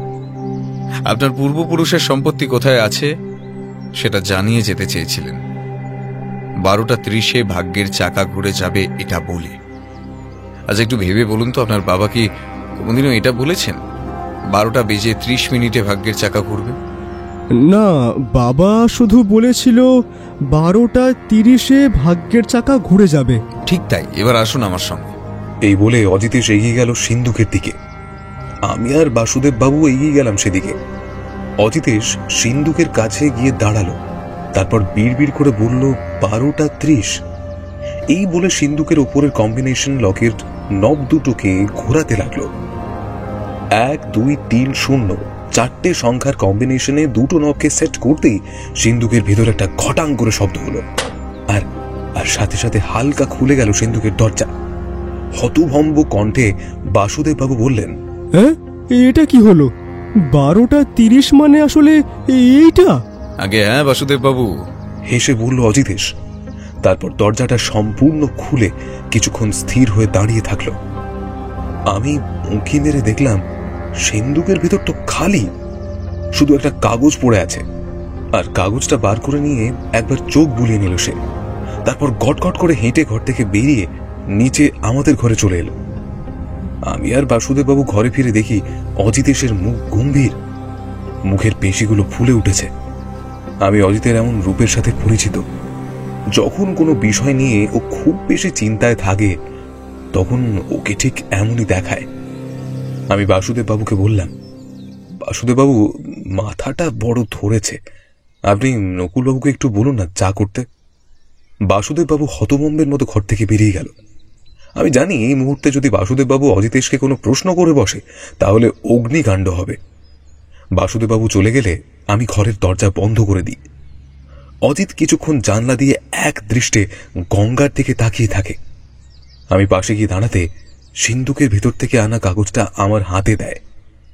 আমি সেটা খুলে দেখি, ও মা, এ তো একটা ছড়া। এবার জোরে জোরে পড়ো তো। কালের স্রোতে চলে, থামে না কখনো, ভেতরে লুকোনো এক অমূল্য রত্ন। তার কাটা বলে অজানা কাহিনী, কেউ বোঝে না তার রহস্যের মোহিনী। লুকোনো অতীতের মাঝে কালের বাণী, নারায়ণীর গল্প বলে তার রহস্যের ধ্বনি। যে খুঁজে পাবে সেই চাবি, জগতের ধনে তারই হবে দাবি। কি বুঝলে? এটা তো একটা ছড়া। সিন্ধুকের মধ্যে যখন এটাই ছিল, তখন বাসুদেব বাবুর বাবা কেন বলেছিলেন যে এদের ভাগ্যের চাকা ঘুরবে? তোমার বুদ্ধি কি সত্যি লোপ পেয়েছে অমর? আসলে আমারই ভুল। আমি কিভাবে ভাবলাম যে বংশ পরম্পরায় গচ্ছিত সম্পত্তি কেউ এখন সকলের চোখের সামনে রাখবে। আমাদের কথার মাঝখানে বাসুদেব বাবু এসে বললেন, আমি চায়ের কথা বলে এসেছি। আচ্ছা, বলছিলাম ওই কাগজে কি আছে? বাসুদেব বাবুর চোখ মুখে কৌতূহল স্পষ্ট। ওনার প্রশ্নের প্রতি উত্তরে আমি চিরকুটটা ওনাকে দিলাম। উনি সেটাতে চোখ বুলিয়ে বললেন, এটা তো একটা ছড়া মশাই। বাবা এত হেয়ালি করে সিন্দুকের ভেতর একটা ছড়া রেখে দিয়ে গিয়েছে। আমার অনুমান যদি ভুল না হয় তাহলে বলবো 12:30 এটা ছিল প্রথম ক্লু, আর এই ছড়াটা দ্বিতীয়। সম্ভবত আপনার বাবা চেয়েছিলেন যে তার বুদ্ধিমত্তা দিয়ে এই দুটো ধাঁধার সমাধান করতে পারবে, সেই যেন ওইসব ধনরত্নের দাবিদার হয়। ছড়ার শেষ দুটো লাইন অন্তত তাই বলছে, যে খুঁজে পাবে সেই চাবি, জগতের ধনে তারই হবে দাবি। অর্থাৎ এই ধাঁধার সমাধানকারী হবে এই সম্পত্তির দাবিদার। অজিতেশের কথা শুনে আমি বললাম, আচ্ছা তুমি কি ধাঁধার সমাধান করে ফেলেছ? না, কতগুলো প্রশ্ন মনে ঘুরছে, সেগুলোর উত্তর না পাওয়া অব্দি অন্য কোনো কিছুতে মন বসাতে পারছি না। এতদূর বলে অজিতেশ কি যেন ভাবল, তারপর বাসুদেব বাবুকে বলল, বাসুদেব বাবু, আমি এখন একটু বেরোবো, কয়েকটা কাজ আছে। আপনি আপাতত এই কাগজটা আমাকে দিন, আর আমাকে একটু সময় দিন এটা সমাধান করার জন্য। আরে সেসব তো ঠিক আছে, কিন্তু এখন আপনি কোথায় বেরোবেন? দরকারি কাজ আছে। ওই যে বললাম না, কতগুলো প্রশ্নের উত্তর খুঁজতে হবে, সেটাই খুঁজতে যাব। এই বলে বাসুদেব বাবুর হাত থেকে চিরকুটটা নিয়ে অজিত বেরিয়ে গেল। বাসুদেব বাবু ভ্যাপা চাকা খেয়ে আমার দিকে তাকিয়ে বললেন, আচ্ছা, মিস্টার বক্সি কি বলে গেলেন বলুন তো? ওর সব কথার মানে মাঝে মাঝে আমি বুঝতে পারি না, কিন্তু আমি এইটুকু বুঝতে পারছি যে ও নিশ্চয়ই কোনো সূত্র পেয়েছে, সেই জন্যই এত মরিয়া হয়ে উঠেছে। আমি নিশ্চিত ও খুব তাড়াতাড়ি সব রহস্যের সমাধান করবে, তাই আপনি একটু ধৈর্য ধরুন। আমার কথা শেষ হলে বাসুদেববাবু কি যেন ভাবতে ভাবতে ঘর থেকে বেরিয়ে গেলেন। আমি আর কি করি, টেবিল থেকে একটা বই তুলে নিয়ে পড়তে শুরু করলাম। বইটা পড়তে পড়তে কখন যেন চোখ লেগে গিয়েছে বুঝতেও পারিনি। যখন ঘুম ভাঙল তখন দেখলাম বিকেল গড়িয়ে রাত হয়ে গিয়েছে। ঘরের চারদিকটা একবার চোখ বুলিয়ে নিয়ে দেখলাম অজিতেশ তখনও ফেরেনি। জল তেষ্টায় গলাটাও শুকিয়ে গিয়েছিল। ঘরের জল ছিল না। ঘর থেকে বেরোলাম জল খাবো বলে। সিঁড়ির পাশ দিয়ে রান্নার ঘরের দিকে যাচ্ছি, এমন সময় মনে হলো সিঁড়ির ওপর যেখানে মুর্শিদ কুলি খাঁর ছবিটা লাগানো ছিল সেখানে কেউ দাঁড়িয়ে আছে। ভয় গলাটা আরো শুকিয়ে গেল। আমার মনে হলো তাহলে কি সুধীর এসেছে।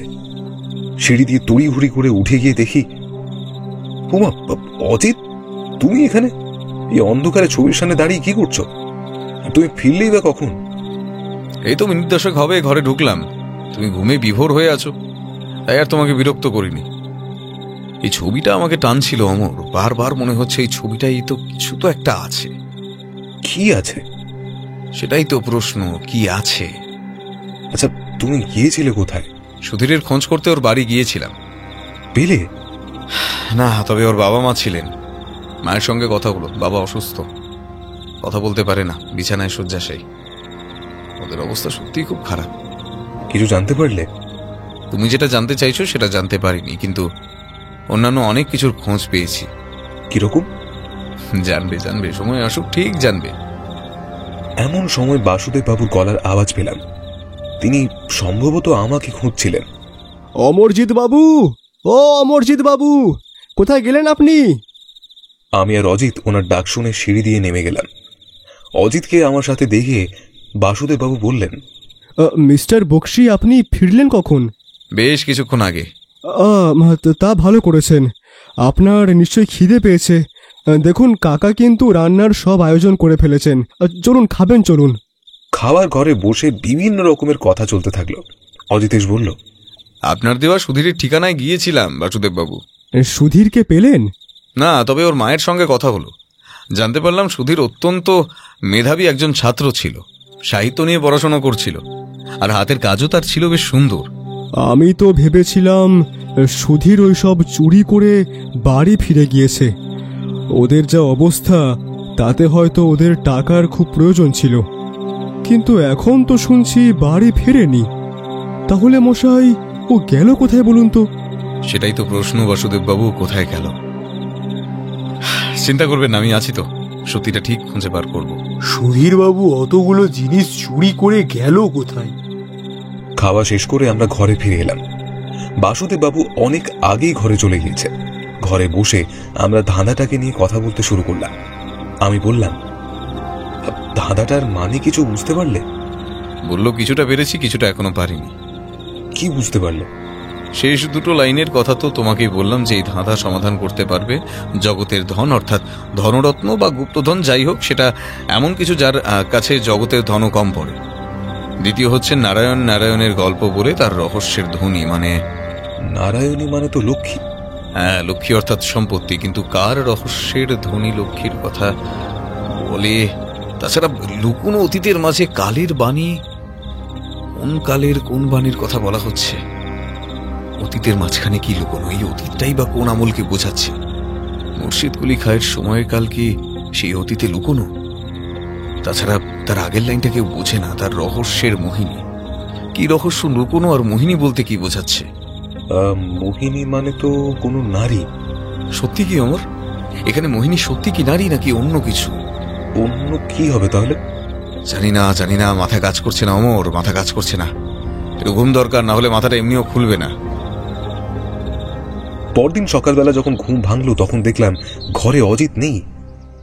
অজিতের খোঁজে ঘর থেকে বাইরে বেরিয়ে উঠোনে এলাম। দেখলাম সেখানে বাসুদেব বাবু পায়চারি করছেন। আমাকে দেখে বললেন, আরে অমর বাবু, উঠে পড়েছেন? আসুন আসুন। আপনি এত সকালে এখানে? এই পায়চারি করছিলাম আর কি। প্রত্যেক দিন সকালবেলা আমার মর্নিং ওয়াক করবার অভ্যেস মশাই, কিন্তু মাথায় চোটটা লাগার পর ডাক্তার বেশি হাঁটাচলা করতে বারণ করেছেন। এদিকে এত দিনের অভ্যেস ছাড়তেও পারি না, তাই এই উঠোনে একটু পায়চারি করছিলাম। আমি ওনার সাথে সাথে খাবার ঘরে গেলাম। নকুলবাবু ওনার জন্য জুস বানাচ্ছিলেন। আমাকে দেখে বললেন, আরে বাবু, আসেন আসেন আসেন, চা খাবেন তো? বসেন বসেন, আমি চা বানিয়ে আনছি আপনাদের জন্য। আচ্ছা, আপনার সাথে আরেকটি যে বাবু এসেছিলেন, উনি কোথায়? উনি চা খাবেন না? হ্যাঁ, উনি একটু বেরিয়েছেন। কাকা, তুমি আপাতত অমর বাবুকে চা বানিয়ে দাও। বেরিয়েছেন?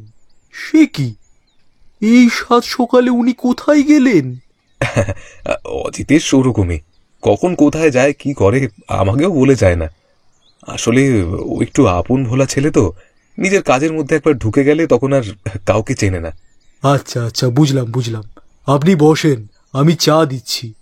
চা খেয়ে আমি আর বাসুদেববাবু দুজনেই খাবার ঘরে বসে গল্প করতে লাগলাম। নানান রকমের কথাবার্তা চলতে লাগলো আমাদের মাঝখানে। ঘন্টা দুয়েক পর নকুলবাবু আমাদের জন্য জলখাবার নিয়ে এলেন। বাসুদেববাবু বললেন, অজিতেশ বাবু তো এখনো ফিরলেন না, সেই কোন ভোরে বেরিয়েছেন। ও ভালো কথা, আপনাদের কাল রাতে ভালো ঘুম হয়েছে তো? আরে হ্যাঁ, ভালো কথা মনে করিয়েছেন। কাল রাত্রে আপনি যেরকম খটখট আওয়াজের কথা বলেছিলেন না, তেমনি আওয়াজ আমরাও পেয়েছিলাম। হ্যাঁ, বলছেন কি মশাই? কখন? ওই 12টা নাগাদ দোতলার দিক থেকে আসছিল। আমরা দোতলা যাওয়ার আগে আপনার ঘরের দিকে তাকিয়ে দেখলাম আপনার ঘরের দরজা বন্ধ। সম্ভবত আপনি ঘুমিয়ে পড়েছিলেন। আর বলবেন না, এই আঘাতের জন্য ডাক্তার একটা ঘুমের ওষুধ দিয়েছিল, সেটা খাওয়ার সঙ্গে সঙ্গেই ঘুমে দু চোখ আমার বন্ধ হয়ে আসে, তাই হয়তো শুনতে পাইনি। কিন্তু দোতলায় গিয়ে আপনারা কাকে দেখতে পেলেন? সুধীর কি এসেছিল? না বাসুদেব বাবু, আসলে দোতলায় যাওয়ার সাথে সাথেই আওয়াজটা বন্ধ হয়ে যায়। আমরা আপনার বাবার কাজের ঘর ও শোয়ার ঘর তন্ন তন্ন করে খুঁজেও কোনো মানুষকে দেখতে পাইনি। আমি বলছি বাবু, এসব ভুতুরে কাণ্ড। অমর বাবুরাও তো তোর সিঁড়ি দিয়ে ওপরে উঠেছিল।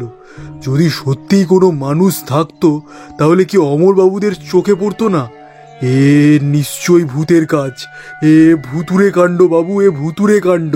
ভূত হোক বা মানুষ, কাল রাত্রে কে ওই ঘরে ছিল তা আমি জানতে পেরে গেছি। গলার আওয়াজটা শুনে আমরা পেছন ফিরে দেখলাম দরজার সামনে দাঁড়িয়ে আছে অজিতেশ। আমি বললাম, এই সাত সকালে তুমি কোথায় চলে গিয়েছিলে? আর জানতে পেরেছো মানে? তার মানে তুমি রহস্যের সমাধান করে ফেলেছো? হ্যাঁ, করে ফেলেছি। শুধু তাই নয়, সেদিন রাত্রিবেলায় বাসুদেব বাবু আপনার উপর কে হামলা করেছিল, আপনার বাবার চুরি যাওয়া জিনিস কোথায়, সব জানতে পেরেছি।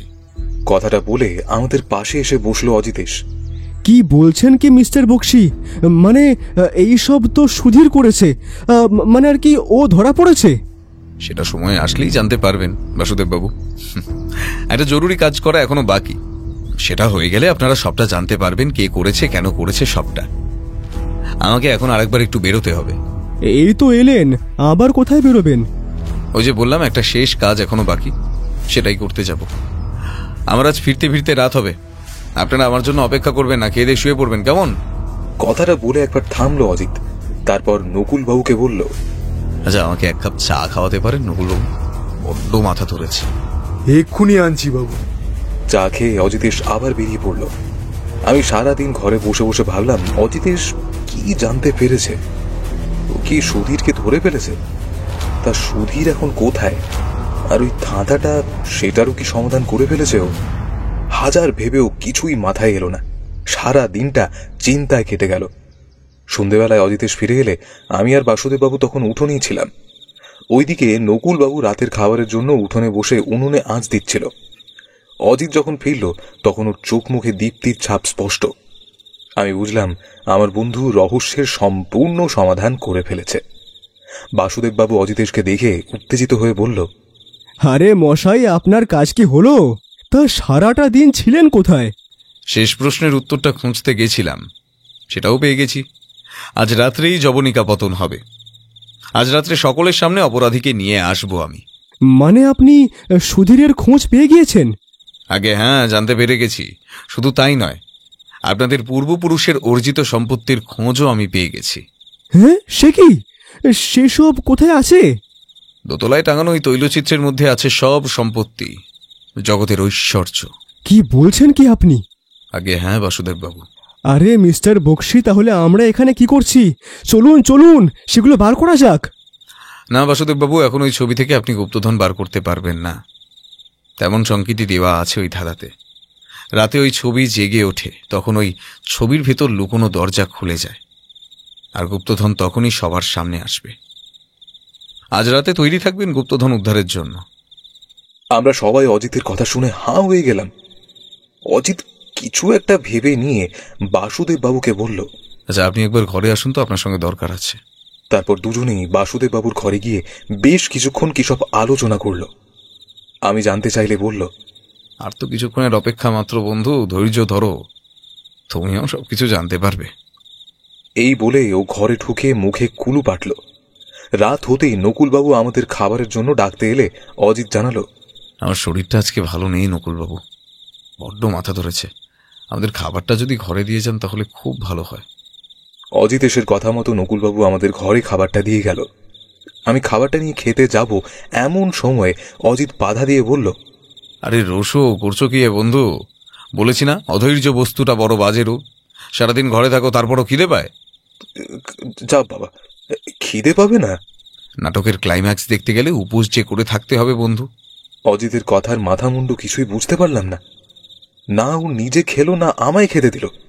ঘড়িতে যখন 10টা বাজলো তখন আমাকে বলল, চলো এবার নাটকের জবনিকা পতন হবে।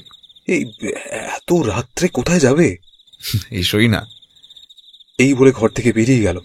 আমি আর কি করি, ওর পেছনে গেলাম। দেখলাম সিঁড়ির তলায় সব থেকে অন্ধকারময় জায়গাটায় গিয়ে দাঁড়ালো। এমন সময়ে একটা আওয়াজ পেয়ে আমি চমকে উঠলাম। মিস্টার বক্সি, আপনি এসেছেন? অন্ধকারে গলা শুনে অনুমান করলাম এটা বাসুদেব বাবুর গলা। আমি জিজ্ঞেস করলাম, এই বাসুদেব বাবু আপনি এখানে? রহস্য উদ্ঘাটন হতে চলেছে, আর বাসুদেব বাবু থাকবে না এটা হতে পারে? না, এখন চুপচাপ দাঁড়িয়ে পড়ো তো। এখানে আমরা কার জন্য অপেক্ষা করছি? অপরাধী। বেশ অনেকক্ষণ দাঁড়িয়ে থাকার পর লক্ষ্য করলাম সিঁড়ি দিয়ে দুটো কালো ছায়ামূর্তি ওপরে উঠে গেল। সেটা দেখা মাত্রই অজিত এসে বেরিয়ে এলো। আমরা ওর দেখা দেখি ওর পেছনে বেরিয়ে এলাম। সিঁড়ির কাছে গিয়ে দেখলাম দোতলায় যে ছবিটি টাঙানো রয়েছে সেটির সামনে দুজন দাঁড়িয়ে সেই ছবিটাকে উল্টে পাল্টে দেখছে। অজিতেশ দীপ্ত কণ্ঠে বলল, এই মুহূর্তে ছবির সামনে থেকে সরে দাঁড়ান নকুল বাবু। এ তুমি কি বলছো? নকুল বাবু উনি এখানে কিভাবে আসবেন?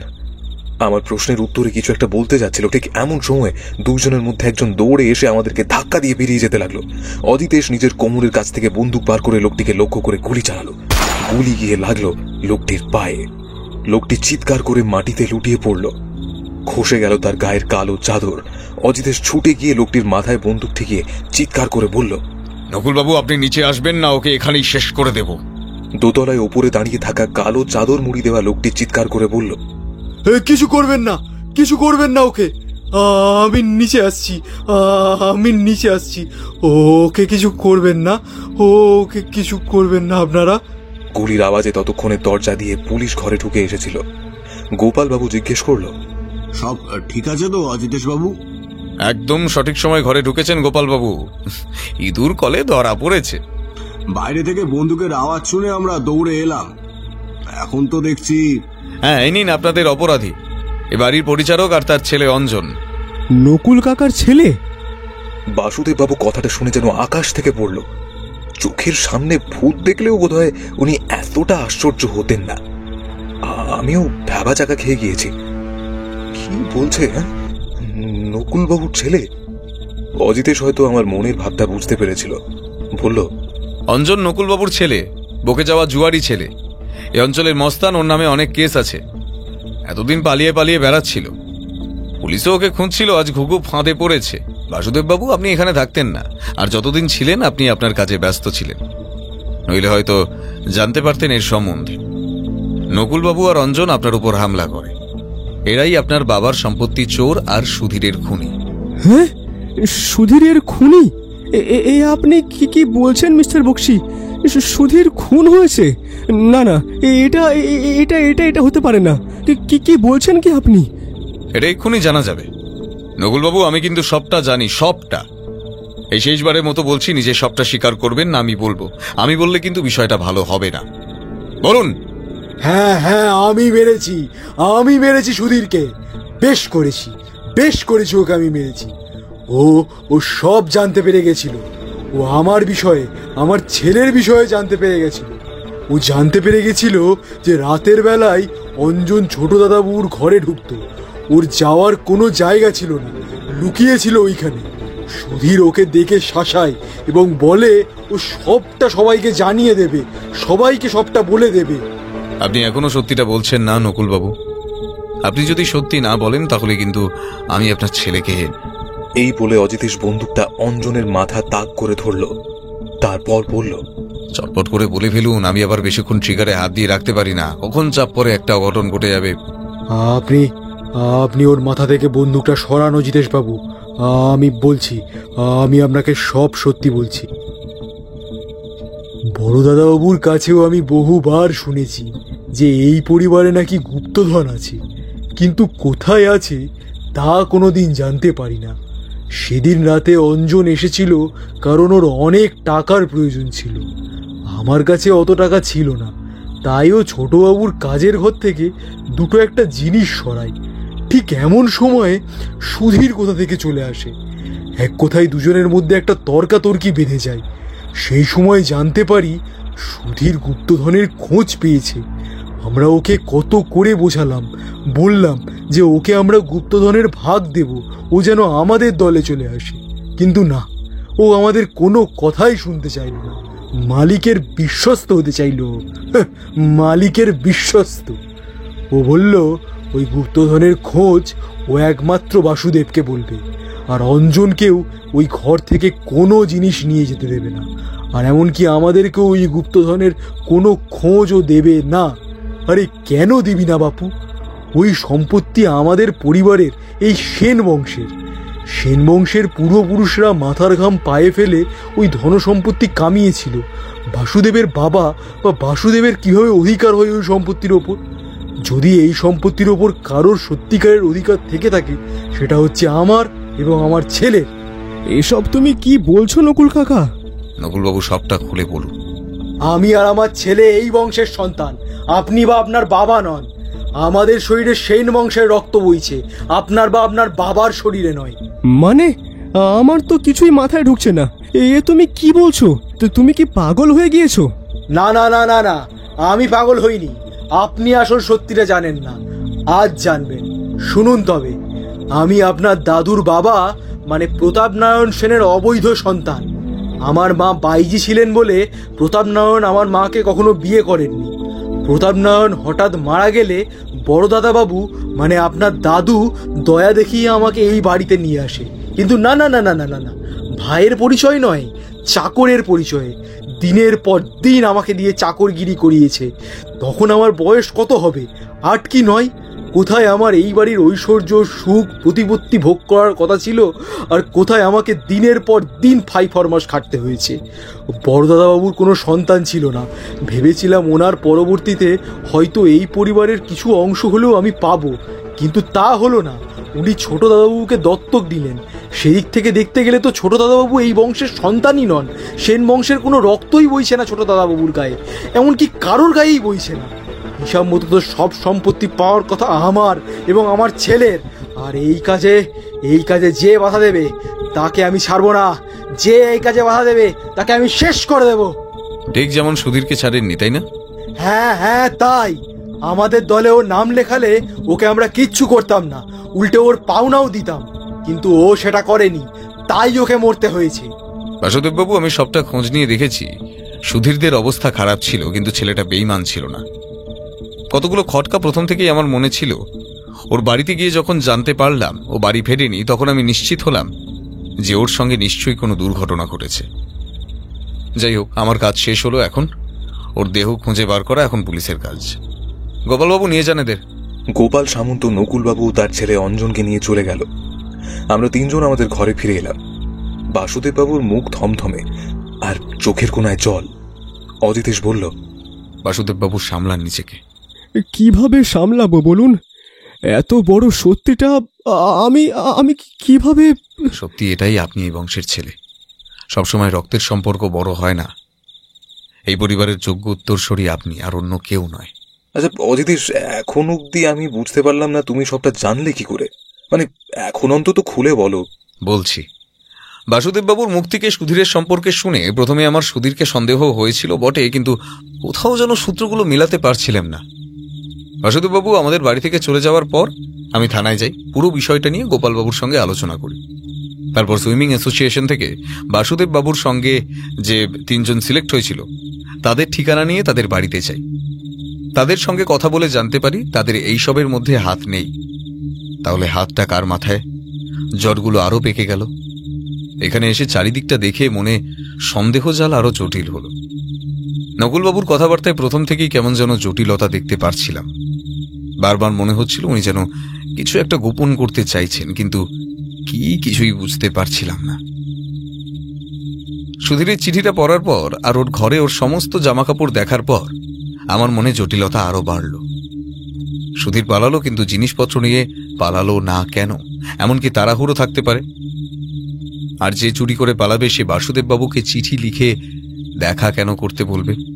তাছাড়া নকুলবাবু বারবার ভূতের উপদ্রব কেন বলছে? 12টা 30-এর রহস্য কি? সুধীর কতদূর অবধি জানতে পেরেছিল? কাল রাতে বাড়ি থেকে ফেরার পর থেকেই মনের ভেতর কেমন একটা খচখচ করছিল। মনে পড়ল কাল সকালবেলায় সুধীরের টেবিলের উপর একটা ডায়েরি দেখেছিলাম। ঘরে ফিরে দেখলাম তুমি ঘুমোচ্ছ। তোমাকে না ডেকেই সুধীরের ঘরে ডায়েরিটা খুলে দেখলাম। কি দেখলে? নিজেই দেখে নাও। এই বলে আমার দিকে এগিয়ে দিল ডায়েরিটা। আমি ডায়েরি খুলে বললাম, এসব কি লেখা? অসম্ভব বুদ্ধিমান ছেলে ছিল সুধীর। ওটা তামিল অক্ষর, অমর, ভাষাটা অবশ্য বাংলা। আমি মাথা মুন্ডু কিছুই বুঝতে পারছিলাম না। জিজ্ঞেস করলাম, মানে? মানে সুধীর বুঝেছিল যে ওর জীবন বিপন্ন, তাই ও সবকিছু সাক্ষ্য দিয়ে গেছে এই ডায়েরিতে, তবে নিজের মাতৃভাষায়। মাতৃভাষায়? হ্যাঁ বাসুদেব বাবু, সুধীরের পদবি কি ছিল? পিল্লাই, সুধীর পিল্লাই। একদম তাই। সুধীরের পরিবারের সঙ্গে কথা বলে আমি সেটা জানতে পারি। সুধীর তামিলিয়ান ছিল, ডায়েরিটাও ও লিখে সেই ভাষায়। আজ সকালবেলা এই ডায়েরিটা নিয়ে আমি গেছিলাম মধুসূদন বাবুর কাছে। মধুসূদন বাবু মানে ভাষাবিদ মধুসূদন সান্যাল? হ্যাঁ অমর, ওনার কাছ থেকে আমি সম্পূর্ণ বাংলায় তর্জমা করে নিয়ে এসেছি। আমি পড়ছি, তোমরা শোনো। এই বলে পকেট থেকে একটা কাগজ বার করলো, তারপর পড়তে শুরু করলো প্রথম লেখা। ওরা আমাকে শাসাচ্ছে, বারবার করে বলছি গুপ্তধনের রহস্য ওদেরকে জানিয়ে দিতে হবে, ওইসবে নাকি ওদের অধিকার। আমি বাসুদেবপুরের সঙ্গে যোগাযোগ করার চেষ্টা করেছি, কিন্তু কিছুতেই যোগাযোগ করতে পারিনি। উনি এই মুহূর্তে বাড়িতে নেই। অনেক চিঠিও লিখেছি। আমার ভয় হচ্ছে উনি ফিরতে ফিরতে হয়তো ওরা আমাকে প্রাণে মেরে ফেলবে। ফিরে হয়তো উনি আমাকে খুঁজে পাবেন না। কিন্তু স্যার আমাকে যে দায়িত্ব দিয়ে গেছিল তা আমি সম্পূর্ণ করব। সম্পূর্ণ রহস্যের সমাধান আমি এই ডায়েরিতে লিখে গেলাম, কিন্তু ভিন্নভাবে এই ডায়েরি যদি ওদের হাতে পড়েও তাও ওরা এটাকে উদ্ধার করতে পারবে না। আমি জানি ওদের পক্ষে এই অক্ষর উদ্ধার করা সম্ভব নয়। আমি প্রশ্ন করলাম, আচ্ছা এখানে তো সরাসরি কিছু উল্লেখ করা নেই, তাহলে তুমি বুঝলি কি করে যে এসব কিছুর পিছনে নকুলবাবু আর ওনার ছেলে আছে? আমি অন্ধকারে একটা তীর চালিয়েছিলাম অমর। নকুলবাবু ও তার ছেলে অঞ্জন খুব সহজে আমার পাতা ফাঁদে পা দিয়েছে। আগেই বললাম, বাসুদেব বাবুর কাছে যখন শুনি সুধীর ওনাকে একটি চিঠি পাঠিয়েছিল, তখন আমার মনে প্রথম সন্দেহ হয় যে নিজে চুরি করে, যে ধরা পড়ার ভয় মাথায় আঘাত করে, সে বাসুদেব বাবুকে চিঠি দিয়ে কি জানতে চায়। যখন কিছু জানানোরই ছিল তখন সুধীর সেদিন ঘরে এসে লুকিয়ে থাকলো কেন, আর বাসুদেব বাবুকে দেখে মাথায় আঘাতই বা করলো কেন? তার জন্য আমি সূত্রগুলো মেলাতে পারছিলাম না। প্রথম থেকেই আমার মাথায় সন্দেহ ছিল সুধীরকে কেউ ফ্রেম করছে, ওনাকে সামনে রেখে আসল অন্যায় অন্য কেউ করছে। ভালোভাবে ভেবে দেখলাম কে হতে পারে। আগেই বলেছি, বাসুদেব বাবুর প্রতিদ্বন্দ্বীদের সঙ্গে কথা বলে বুঝেছি তারা এইসবে জড়িত নয়। তাহলে এমন কে জড়িত যে বাসুদেব বাবুর পানিহাটির বাড়ির সম্পর্কে সবটা জানে? যেখানে তার বাবার ঘরে ঢোকার পারমিশন কারো ছিল না, সেখানে কে সেই ঘরে অবলীলায় ঢুকল?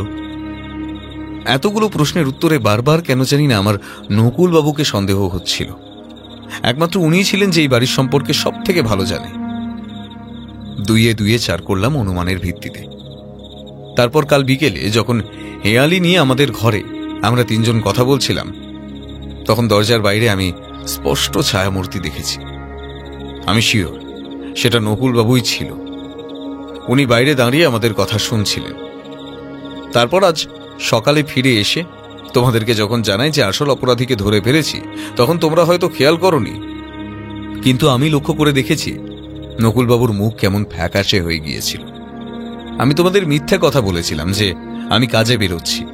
আসলে আমি বাড়িরই আশেপাশে লুকিয়ে বসেছিলাম। আমি জানতাম নকুলবাবু এমন কিছু না কিছু করবেই যাতে আমি ওনার বিরুদ্ধে প্রমাণ পেয়ে যাব। তাই সকালবেলা অতগুলো কথা বললাম। আসলে আমি কোনো খোঁজই পাইনি, অন্ধকারে একটা ঢিল ছুঁড়েছিলাম মাত্র। নকুলবাবু শুধুমাত্র নিজের ছেলেকে সতর্ক করার জন্য তার আস্তানায় গেল।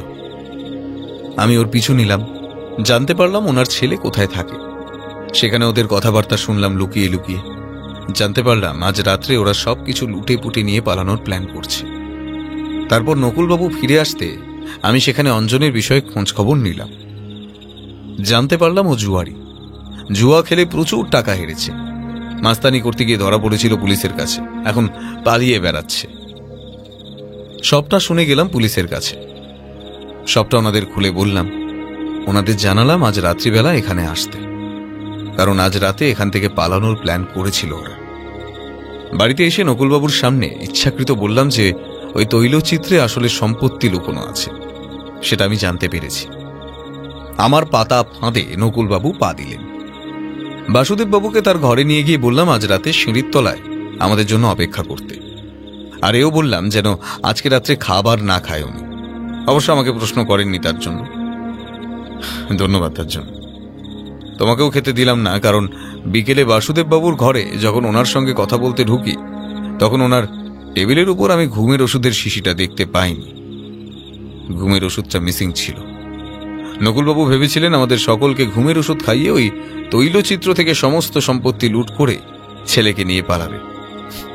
সেটা আর হলো না। কিন্তু নকুলবাবুর সম্পর্কে এত কিছু তুমি জানলে কিভাবে? আমি তো কিছু জানতাম না, উনি নিজেই সবকিছু বলেছেন নিজের মুখে।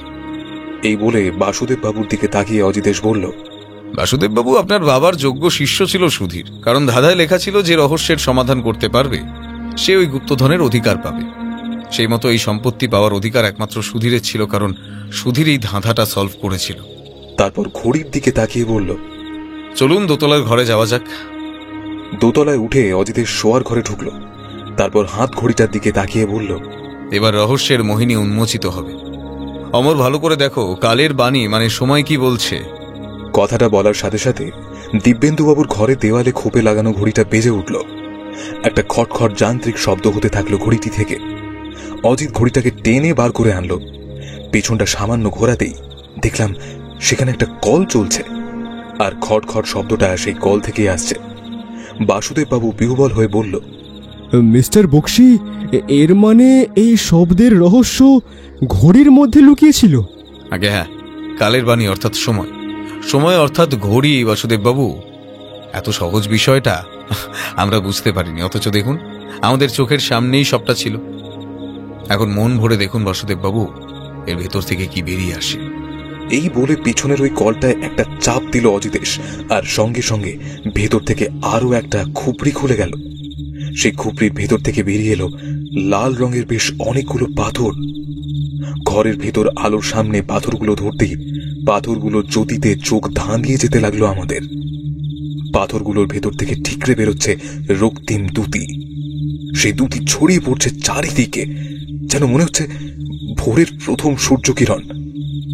রত্ন হাতে তুলে অজিতেশ বলল, এই নিন বাসুদেববাবু, আপনাদের পূর্বপুরুষের আশীর্বাদ, ব্লাড ডায়মন্ড ওরফে কাজানজিয়ান ডায়মন্ড, পৃথিবীর সব থেকে দুষ্প্রাপ্য, দুর্মূল্য এবং সবচেয়ে বড় হিরে বা রক্তরত্ন বলা যেতে পারে।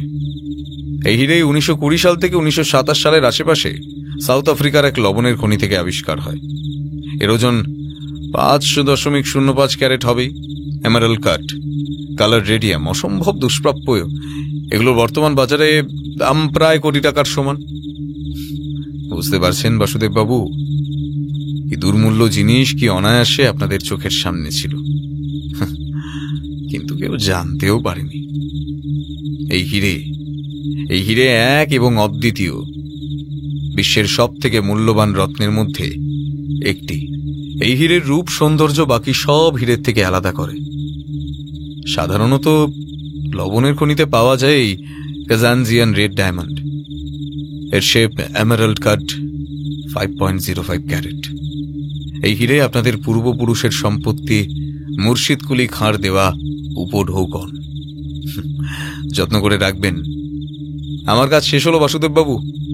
এই বলে অজিত আমাকে নিয়ে আমাদের থাকার ঘরে ফিরে এলো। পুরো রাতটা আমরা জেগেই কাটালাম। এমন অত্যাশ্চর্য সুন্দর রঙের যে হিরে হয় তা আমি আগে জানতামও না। প্রথমে দেখে বিশ্বাস হয়নি যে এটা হিরে হতে পারে। চোখের সামনে ওই হীরের রূপ মুগ্ধ করে দিচ্ছিল আমাকে। পরদিন সকালবেলায় বাড়ি ফেরার সময় বাসুদেব বাবু একটি হিরে এনে অজিতকে দিতে চাইল পারিশ্রমিক হিসেবে। অজিত বলল, এই পারিশ্রমিক পাওয়ার অধিকার শুধুমাত্র সুধীরের, কারণ সুধীর নিজের বুদ্ধিমত্তা আর সাহস দিয়ে এই রক্তরত্নের রহস্য উদ্ধার করেছিল।